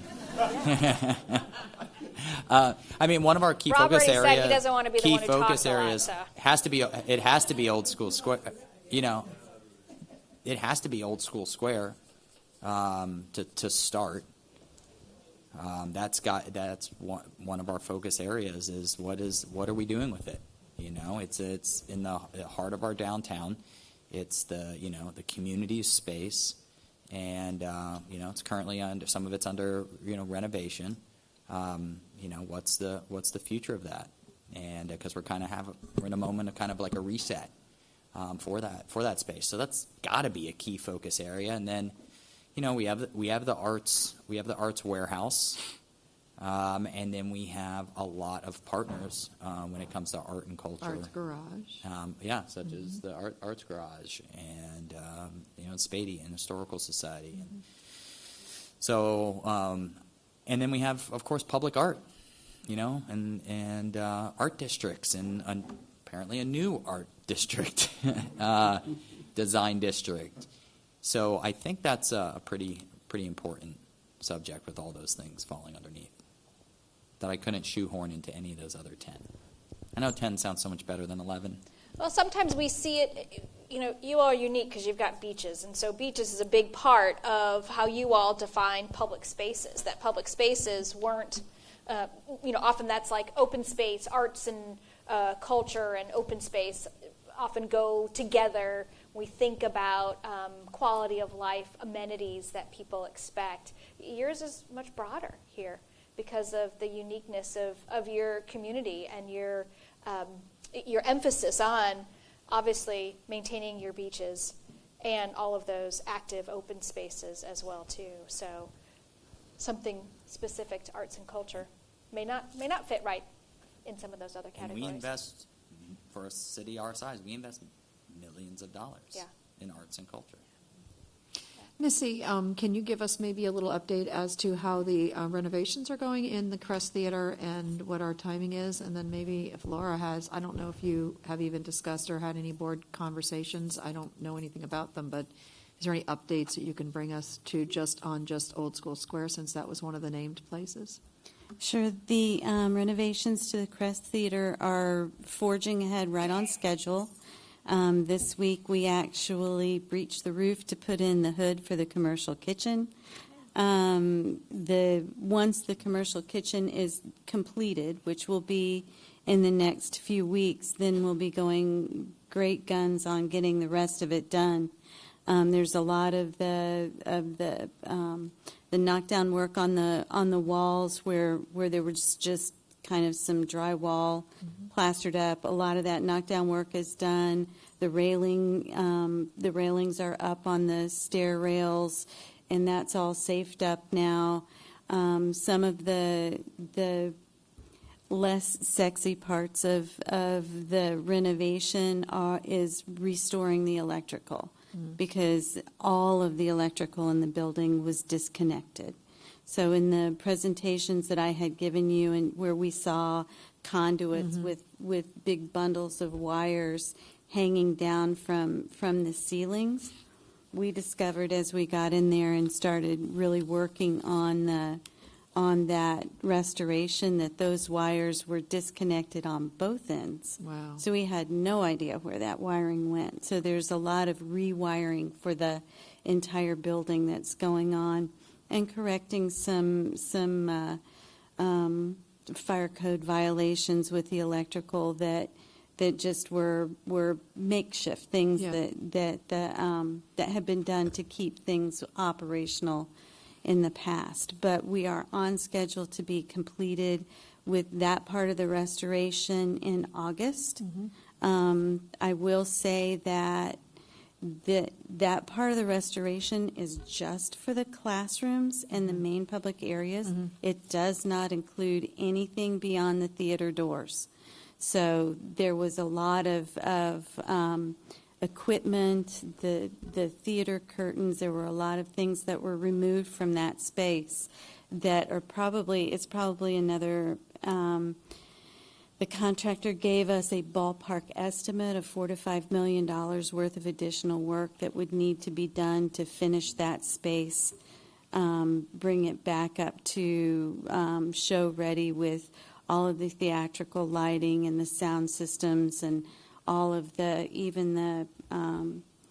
lighting along the aisles as you come into the theater so you can find your seat in the dark. Even that was taken up. So there's a lot in the theater itself. There is a lot that needs to be done. Laura and I have had conversations about maybe doing some fundraising in the community to finish off that space. But I'll let her address that part. Very good. Thanks, Missy. That's good news for our August timeframe. So as it relates to the Old School Square campus, plans, as we said before, is really summer is our focus. So we've been really ramping up as a team, both working with the private producers of events that are happening there, plus the programs that we're investing in. So the museum, as you know, had just opened up a new exhibition on the ground floor, and it's functioning with programming with the Surfing History Museum as well as the World of Water, so constantly doing things there. And then we are activating the outside pavilion area and park starting, we started actually the first Friday of May with pop-up, just music outside, creating a space for people to just gather, and then continuing that through the summer. So on the first Fridays of every month, we'll be doing gatherings outside with just music and just soft seating for people to just be out and enjoy, bring their dinner and come outside. Also activating with concerts, bringing music back on a regular basis. So bringing music back twice a month. So the first and third Thursdays, we're going to be doing concerts out there, both all free, everything's free, to the public. So adding some games and activities along with music and space for people to again gather as a community, really focusing on our local residents and creating those spaces for them. Looking at also in July, as we change out the exhibition totally in the museum, opening that up and bringing the inside out. So the art out onto the park and creating our first ever mural fest. So to art and culture and our public art, as Ryan said, we have a huge array of public art in our city, and shining a light on that and shining a light on the talent that's here in Delray Beach and our community, and doing some live mural paintings on the grounds of the campus of Old School Square with artists on a 2-day event that would obviously be more than just a pop-up event, right? So bringing an opportunity to a weekend to maybe fill some of our hotel rooms, as well as bring our residents back downtown and kids and families and everyone to see that. Also, we've just entered to bring in a installation. It's an art installation that'll be installed at the end of June and run through the end of July. It's interactive, large art pieces. It's called laps, and they're time hourglasses, and you play with them, and kids, it'll be there for a longer period of time, so it's not just there one time and then gone. So the point of that is to really engage our local community to come down, be part of downtown, come to the park, enjoy that festivities, and then go out and explore, go to the beach, just be part of the community. So that is a lot of, our summer, and then working with our private partners, or I call the private, what's really our residents, our private producers, working with the concourse that will be there in June on Father's Day. We are doing the 50th anniversary of the Bahamian Independence Day on July 8th. So working with our the SEC community as well as the Bahamian Consulate to bring a festival on July 8th, which is Bahamian Independence Day, and then building upon that. So going forward with other events that will be taking place and bringing some daytime. We're going to be doing things during the day as well for bringing that lunchtime crowd out, bringing people downtown for to enjoy the campus as well, and working with our summer programming with FAU has expressed an interest to do with their Lifelong Learning Center to bring that from FAU's campus to Delray, exploring the community. So doing a pilot with them on a monthly basis of doing a lecture series during morning 10 to noon, so then bringing again lunchtime traffic to the downtown. So using the vintage gym as because we don't have the classrooms, but using the gym to be a space for the lifelong learning members and non-member sessions, providing a different event for other residents and members of our community. So just some snippet So of things. clearly lots going on in that area. Yeah. So perhaps an important focus area for you all to consider on your list for many, many areas of your community. Any other observations? When you look at that list of your key focus areas and you've had good discussion around each of them, anything else stand out to you? Anything else that's missing? One of the things that I think is important to remember is even as you look around this room and you think about the different departments and the services that this city provides to the community, not everything that the city does is represented on this list. And it doesn't mean that those things aren't important and aren't critical. I think about a lot of the some of the invisible services that we talk about, not just utilities, but other services that if not done well, many of these things won't ever come to reality. The chief and I were talking earlier. None of you mentioned specifically public safety as a focus area. What that tells me is not that it's not important, but that it is not a top of mind issue right now. I think that's a good thing. Doesn't mean it's not important. Doesn't mean that you can do any of these things without a safe community. Some of you talked about safety when you were talking about mobility, people feeling safe even in your public spaces. That's important. So I think it's important to note that these represent some of the key focus areas for right now, but it doesn't mean that the other things that are going on in this community and in the city aren't important to continue.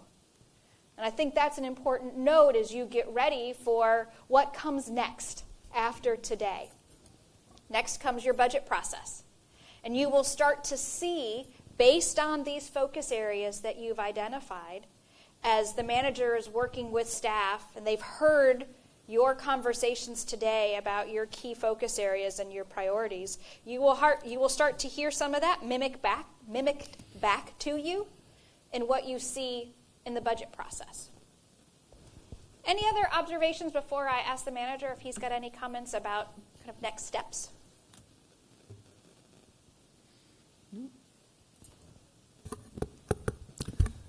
Thank you, Michelle Ferguson. We really appreciate your being selected to join us for this particular exercise, just visiting with individuals.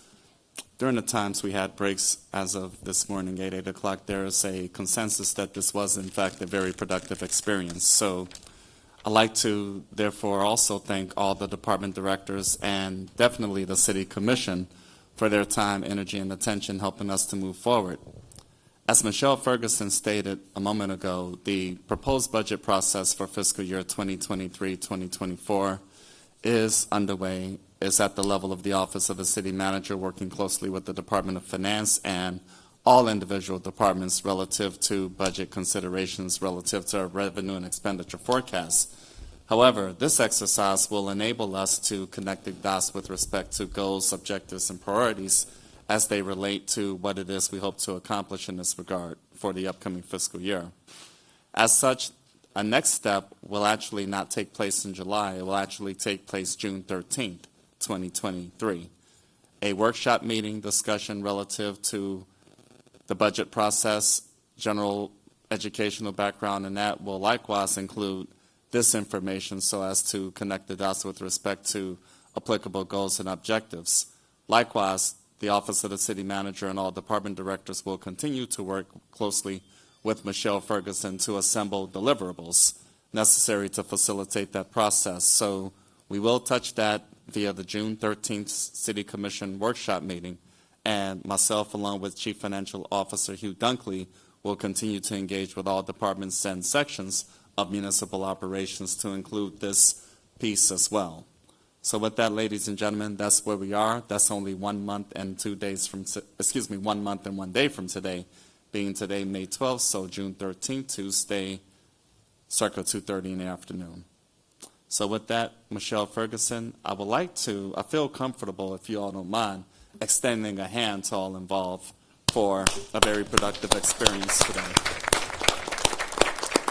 And we therefore have a lot in which to digest, to take under consideration, but I'm very much looking forward to working with all to incorporate this piece in terms of every strategic process we'll engage moving forward. Yeah. So you all did a lot of work today. There was a lot involved in this. And before I do want everybody to go around the room one last time for a parting thought, but Mayor, you had a comment. Oh, no, I was just going to make just a couple of comments, and if everybody's going to go, okay, so anyway, I just wanted to mention to my colleagues, especially my new colleague, the colleagues that are here for the very first time, this was a very different process than we've ever gone through before. It's interesting. We kind of landed where we normally do, which is to have a list of key items for the department heads to kind of work from. But how we got there was very different. What it was instead of going down the department heads and getting all of the information from them, it was coming from us. And then they were giving us the information and working with us on how that would work. And I think it was organically, I think, a better process from my perspective, just because of the fact that I think we landed where we needed to be. I don't think that anybody could figure out anything else that should be on that list of things that we need to be really kind of directly going towards. And what it also did was put us all on the same page moving forward in this regard. So I just want to compliment you. You did a great job in kind of guiding us down that path. And I just wanted to say thank you to all of the staff that were here to assist us as we were kind of like talking about these issues. They really brought great insight into how to get there, and also their experience in many of these areas trumps ours. We are not working in the capacity that you all are, and so it really does take the expertise that each of you have for us to be able to figure out, is this doable, and can we get there, and how do we get there? So I thank you all for all of your assistance and appreciate it.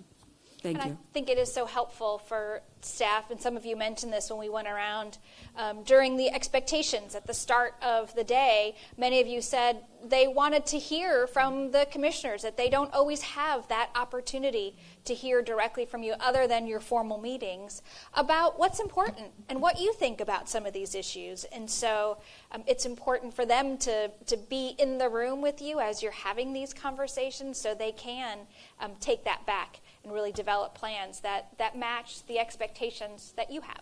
So what I'd like to do is just go around and ask you all just to share a parting thought, something maybe that you will take away from today. And I'm gonna volunteer Adam to go next, since the mayor already went. Absolutely. Well, first I joined Mr. Moore in saying, Michelle, I thought you did an amazing job.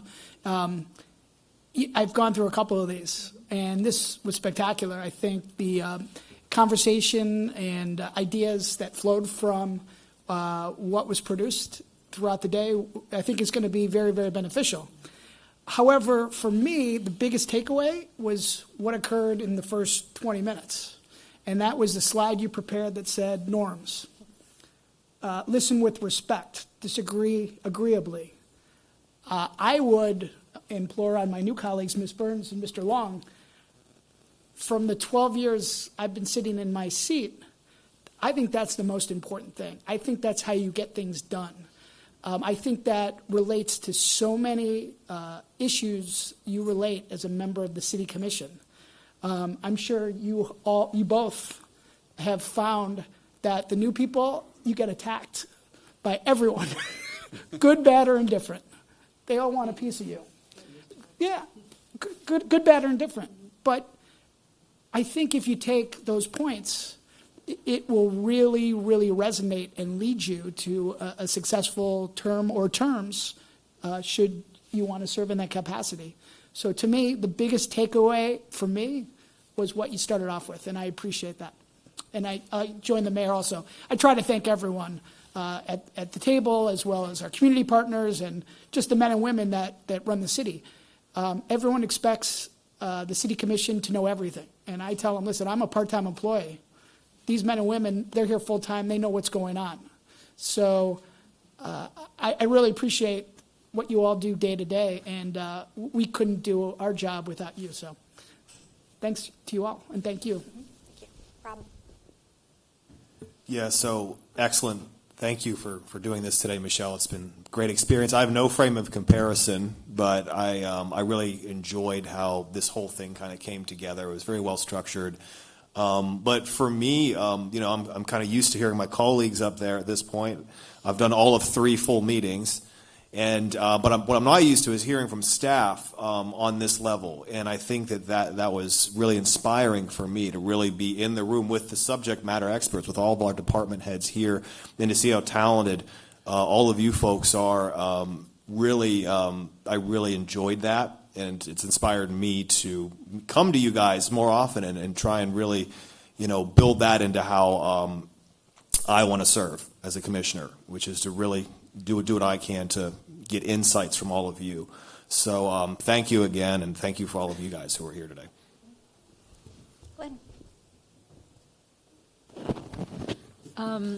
So yes, today was very different. For the way that it was structured, I thought was great, because I typically feel like we give a presentation to the commission, usually things they already know, just more in an organized fashion, I guess. And then, we don't get to hear from them. And I think I started off today saying that we wanted to get clear direction today so that we can execute their priorities and their policies efficiently and effectively. And I do think that we got that today. I think there were some really good conversations, good engagement, and so I thought it was a worthwhile experience. Dwayne? Yeah, I'm going to echo what everybody else said. Thank you very much for the presentation that you guided us through today. It was excellent, and I was very happy to see recruitment and retention brought up by so many different people here. I kind of stepped back and listened to some of those thoughts, and really kind of echoed what everybody else was saying. That it is a tough job market, and we are trying to think outside the box here in the Human Resources Department. And it was very encouraging to hear the electeds being receptive to that approach. So I'm looking forward to serving the city and filling all those positions. So I think that this was great, and you did a wonderful job. We talk to each other all the time at some capacity, whether it's formal or answering quick questions in the hallway or whatever. And I think the way that this was organized, we interacted focusing on something, even just for a few minutes, where I feel like we made progress on really complicated issues. And so I think it went well. Thank you so much. I agree. Best goal setting ever. I loved hearing from the commissioners and what they think is important. I feel like this goal setting went in the correct direction from you guys to us. Right. So I thought that was really valuable. And as everybody was talking about all the different topics, I was getting a ton of ideas. I just turned to Lynn and I said, I just got the best idea. Just from hearing somebody else talk about a topic that's adjacent to something I was grappling with. So thank you so much.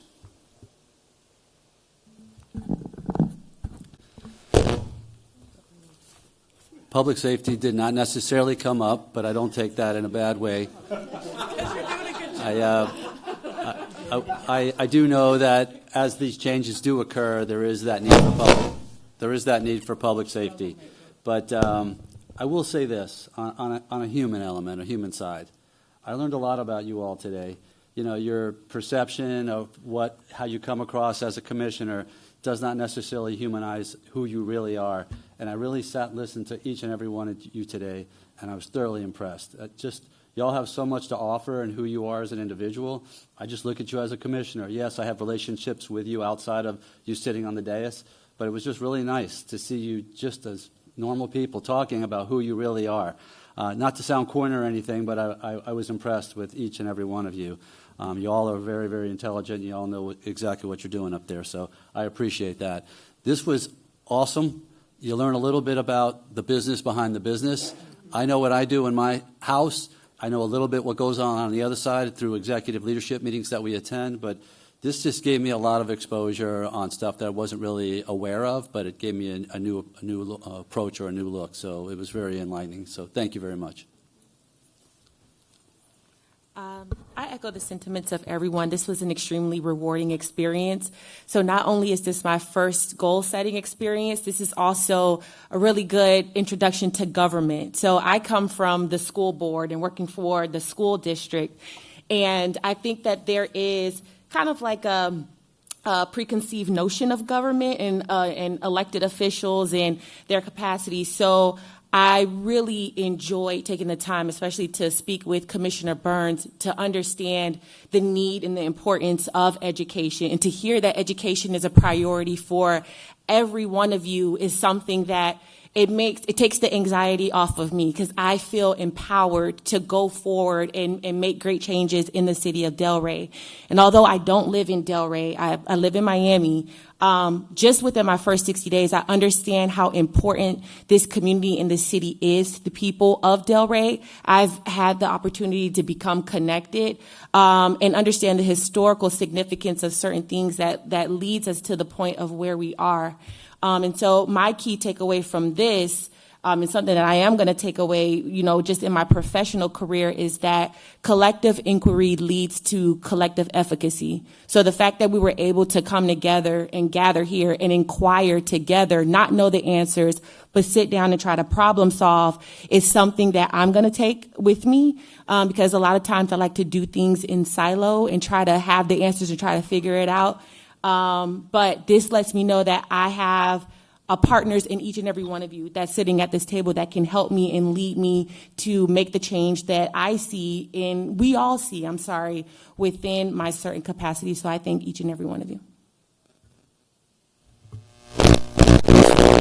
My expectation was to hear the vision and aspirations, and certainly that expectation was met today. I listened a lot, didn't talk a whole lot, but listened a lot, and certainly I look forward to doing our part as a part of the team that I'm on to make it happen as we go forward. Excellent facilitation by you, Ms. Ferguson, and thank you very much. I'm kind of in the same situation as PD Chief. My area of technology didn't come up all that much today. But I'm taking that as a positive sign, because 2 years ago, 2 years, it was everything of how technology was holding the city back. And so that now that's not the number one topic, I feel good about it. There's still plenty of work for us to do. We got a lot more work to do in the city to bring us forward. And a lot of these projects or ideas that were discussed today, there is a technology component. We're going to be happy to be a part of that. So thanks. And like Sam said this morning when I started off, I wanted to hear your visions and goals as far as how purchasing relates, how purchasing can be incorporated or relates to your visions. And one of the things that I took away was I heard wayfinding. And so it's just, one of those things that I'm very appreciative to be in the room, to hear the importance of these projects and how it impacts the residents, and just how, I guess you would say, the importance of the function of our division and how we can push to strive to make the city of Delray Beach better. And so for me as a purchasing manager, I do want to hopefully give you all that confidence that we will be working towards these projects, especially Public Works being the number one priority for me to get these projects out, because it is impacting a lot of overall visions and goals of the commission. So I do want to say thank you for that. Thank you so much. So I think I said this morning that I was hopeful to hear what the commission's vision was so that we could focus on what's most important. And I think we've created a list that kind of tells us what's most important. And I think I can effectively share that there's none of your staff here who isn't here because they don't love what they do. They're incredibly passionate about what they do. Give us a list and we'll do it.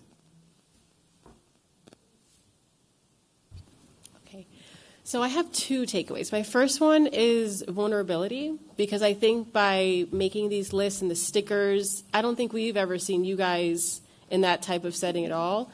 We have a couple minutes to do briefings. We see you in the commission meetings, but to actually kind of like have that breakdown a little bit more on this wide of a platform, to me, I think was really cool that everyone was open to it and excited about it. The other one is camaraderie, because actually you kind of brought up, someone made a comment about making a joke about a couple years ago, that we remembered something that happened in goal setting, and a lot of people laughed. That's because all of us are here together. We've been here for a few years, and we can remember that and be like, oh, that was funny. So it takes a few years, I think, for people to break. Oh, Jay, yeah, sorry.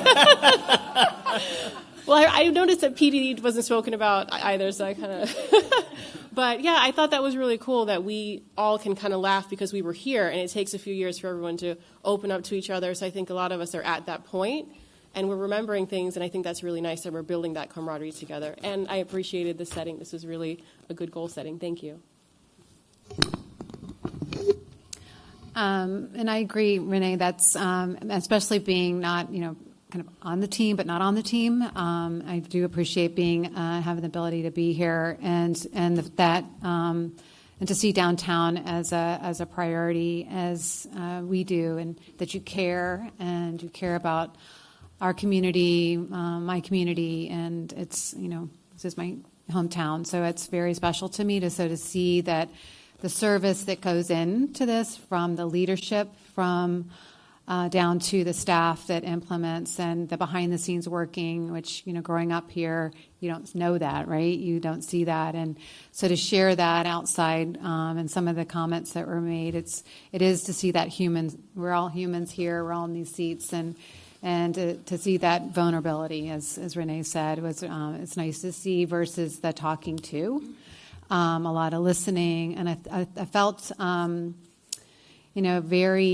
felt the emotion, and the energy of the motion from everyone versus, and in a positive way, versus it seems like, we have to get these things done, now we have more to do, and just adding that stress, which I think in past goal settings, it was, you'd see that. So thank you for including me at the table and the Downtown Development Authority at the table. I really appreciate it, and I really appreciate all that everyone does. It's a lot of work, and to have the relationships with the team that gets things done, and the leadership that gets things done as well. So thank you, and thank you for your leadership today.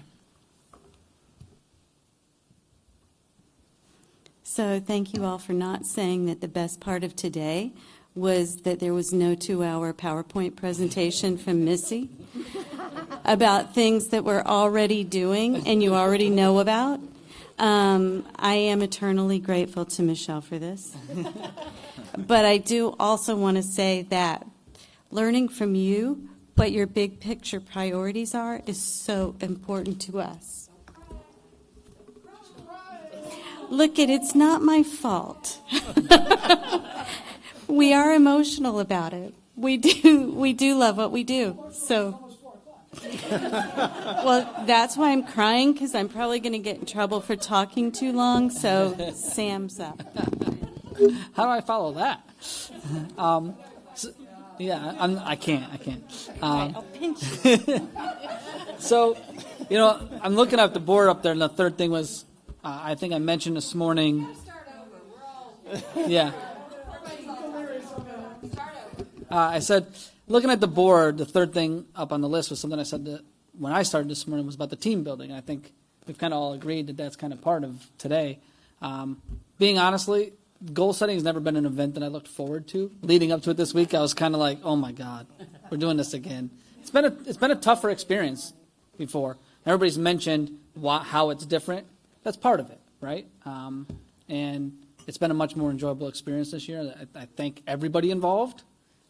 It changes it. And to something Adam and some of the other sentiments, when you do kind of almost go through the gauntlet, go through the fire that many of us have gone through, it does have a sense of team building, and it's nice to come on the other end of that and all of us kind of laughing about it now and feeling that sense of positivity moving forward.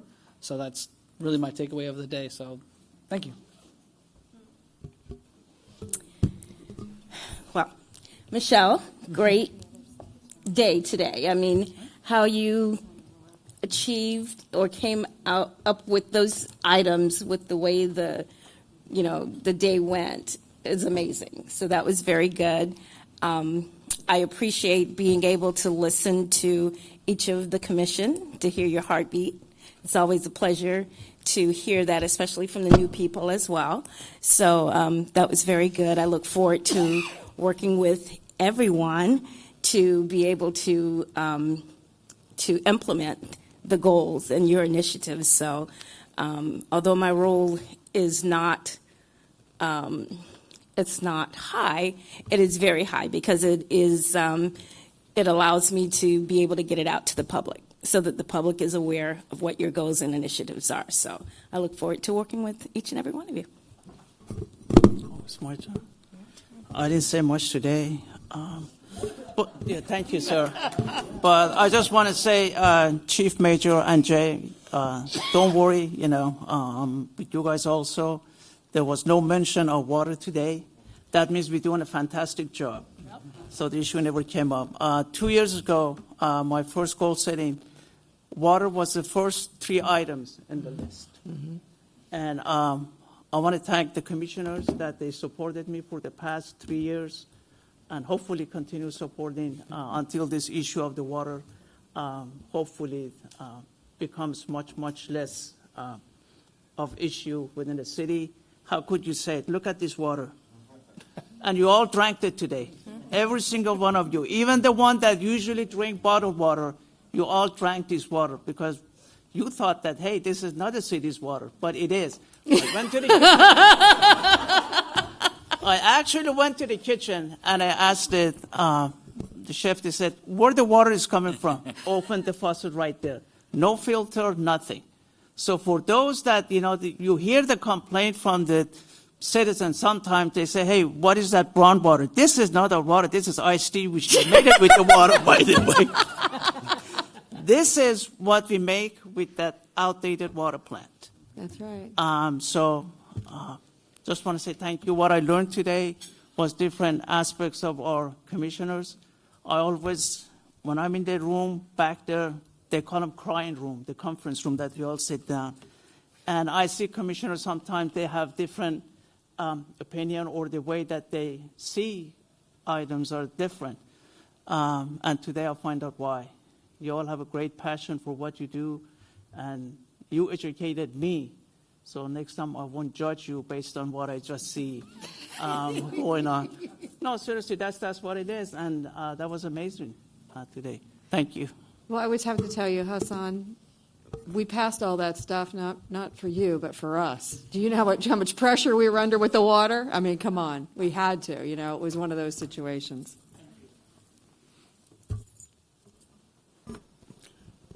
I echo most of the sentiments of everyone in here, but most importantly, I think whatever the members of the city commissioners when they're up on the dais, it's a more formalized environment, and sometimes it's difficult for staff to filter out the relevant, what's especially on your minds.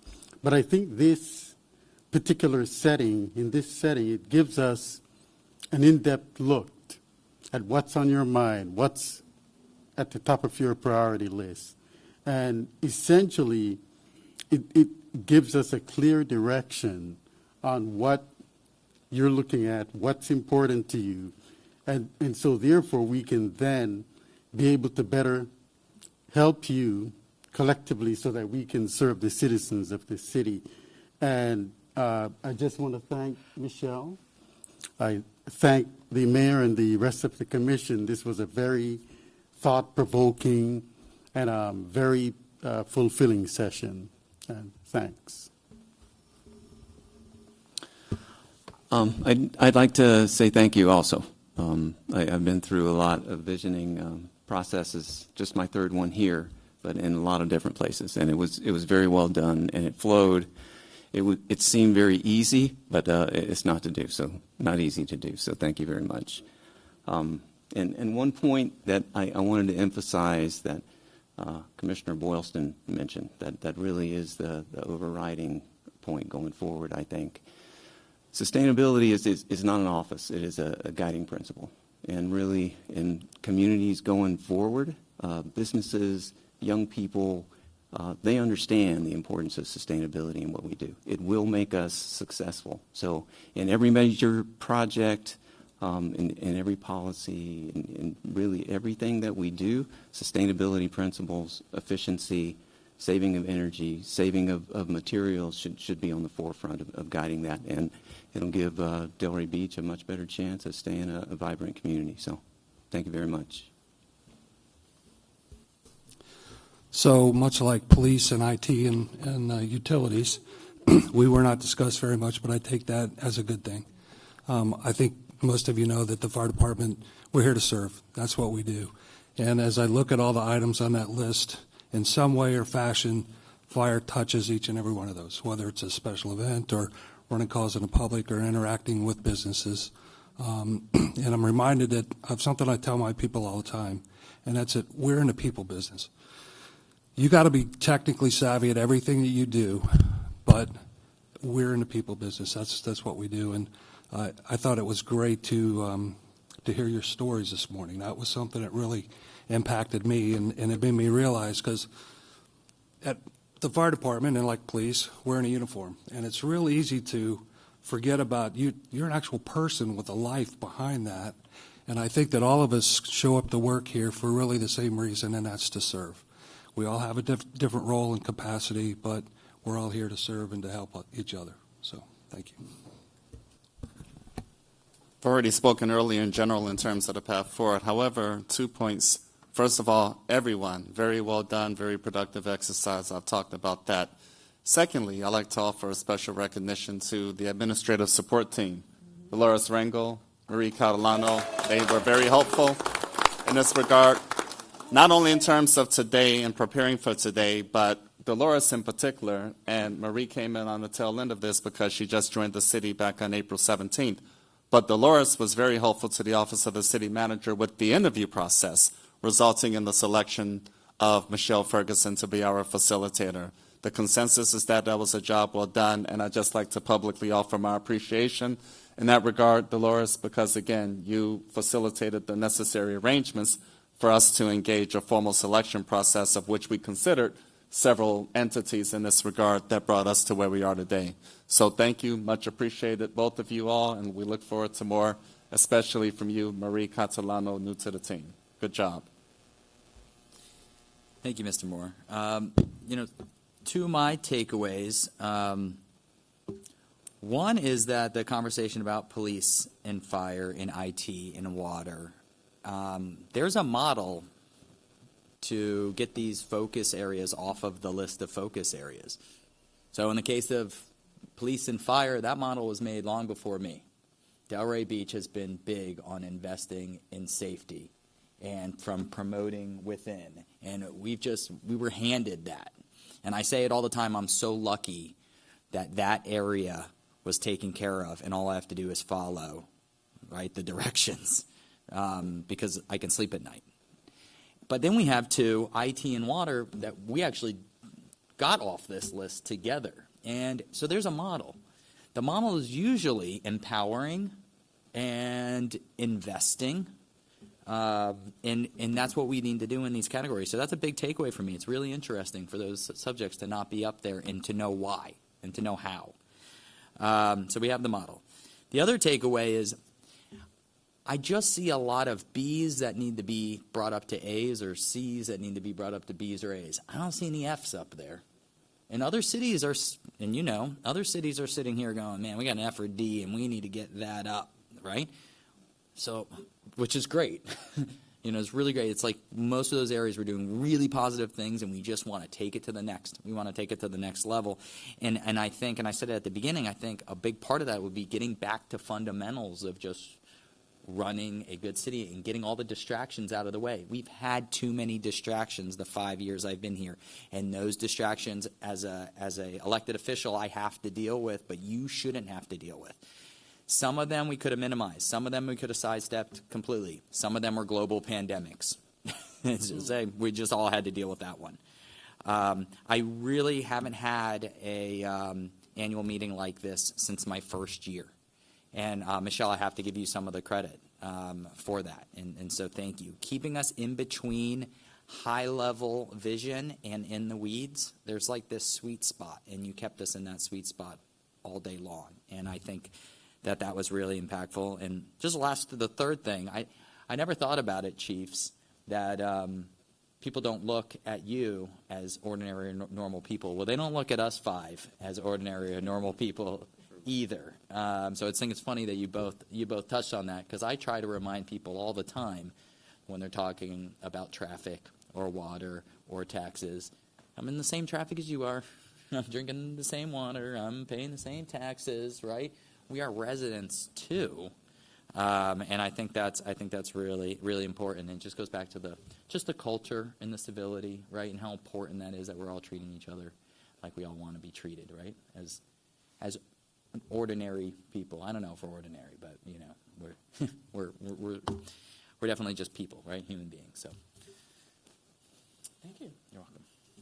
So I want to say thank you, Michelle, for such a great presentation today. It's not the first time for the format for me, but the effectiveness and the end result is great. You know, it gives me an opportunity to see what my colleagues see as important. So I have a good idea of, you know, how we're going to move forward. I also want to thank everyone in this room, this amazing staff. I haven't gotten a chance to talk to everybody one-on-one yet, but this is great to have all of you in one room. And thank you back there, Dolores and staff. But it's just great. I am very passionate about what I care about, and I care about this city. I care about students. I care about education. But for years, I've worked with people who it was just a job. And, you know, at 3:01, already out of the parking lot. And, you know, it bothers me because I grew up in this city. I went to school in this city. I went to school at Spady. I went to school at Carver Junior Senior High School. So the children, I'm teaching the grandchildren of my classmates and the great-grandchildren. And it's such a concern when we have people, and I can't blame them. It's their job. You know, they're not connected. They don't have that connection that I have with the city and the people in the city. You know, so it's just, I'm doing my job, I'm teaching them whatever, and I'm gone. But with this group and everybody that I've talked to, it is obvious that you care about this city.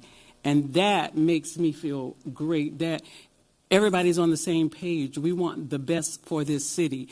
And I am just in la-la land because of that, because it's like everybody loves the city. So, you know, I'm feeling really great about that. And because I was so involved, usually when I'm in a workshop such as this, I am the one sitting back taking notes, and then I do my little reflection. It's not so long today because I was more actively involved, but I'm going to do my regular thing. So some of my takeaways are change has everything for everyone. Staff, brilliant. Make an amazing place better. The future is bright. And then I hope to see all of you in 10 years. I hope that everyone is here in 10 years. And we have a great honey-do list. so that you have this for you. And we have a great mango season for Delray this year. So, all right, and that's it. Thank you. Michelle, thank you so very much. And just one more thing to my colleagues, if I may. One of the things that I took away, because I didn't get a chance to do that because I had like something to say, but what I took away is that we are all on the same page, and there are so many ways to get to the goal. And I think that we need to always keep that door open of conversation that we have when we're up on the dais about how to get there. Because again, we talked about a lot of different ways to be able to look at something in this setting. It's not just A or B. It can be A through, Z of different ways. So just keeping that in mind and always putting forward what it is that you want us to hear, because my thoughts might be one way, but your thoughts might be the better way. I just hadn't thought about it. And that's what I think took place when we were talking to those that we were sitting out with. And it really does open up that door for us to see things in a greater capacity. And maybe we can get more done by getting there quicker with certain items instead of taking it the long way and the more expensive way. That's just an open idea for us to kind of go, that's what my takeaway was, is to really keep an open mind. We've got a great team here that I think are going to bring in a lot of different perspectives, and I think we all should be open to each and every one of those perspectives for a better future. Thank you, and thank you very much again. My parting challenge to all of you: make today be your new mango moment. When times get tough, when doing all of this gets really, really tough, remember how you feel right now and how you felt in the conversations that took place today to get there. Make this be your new mango moment. Thank you all very much.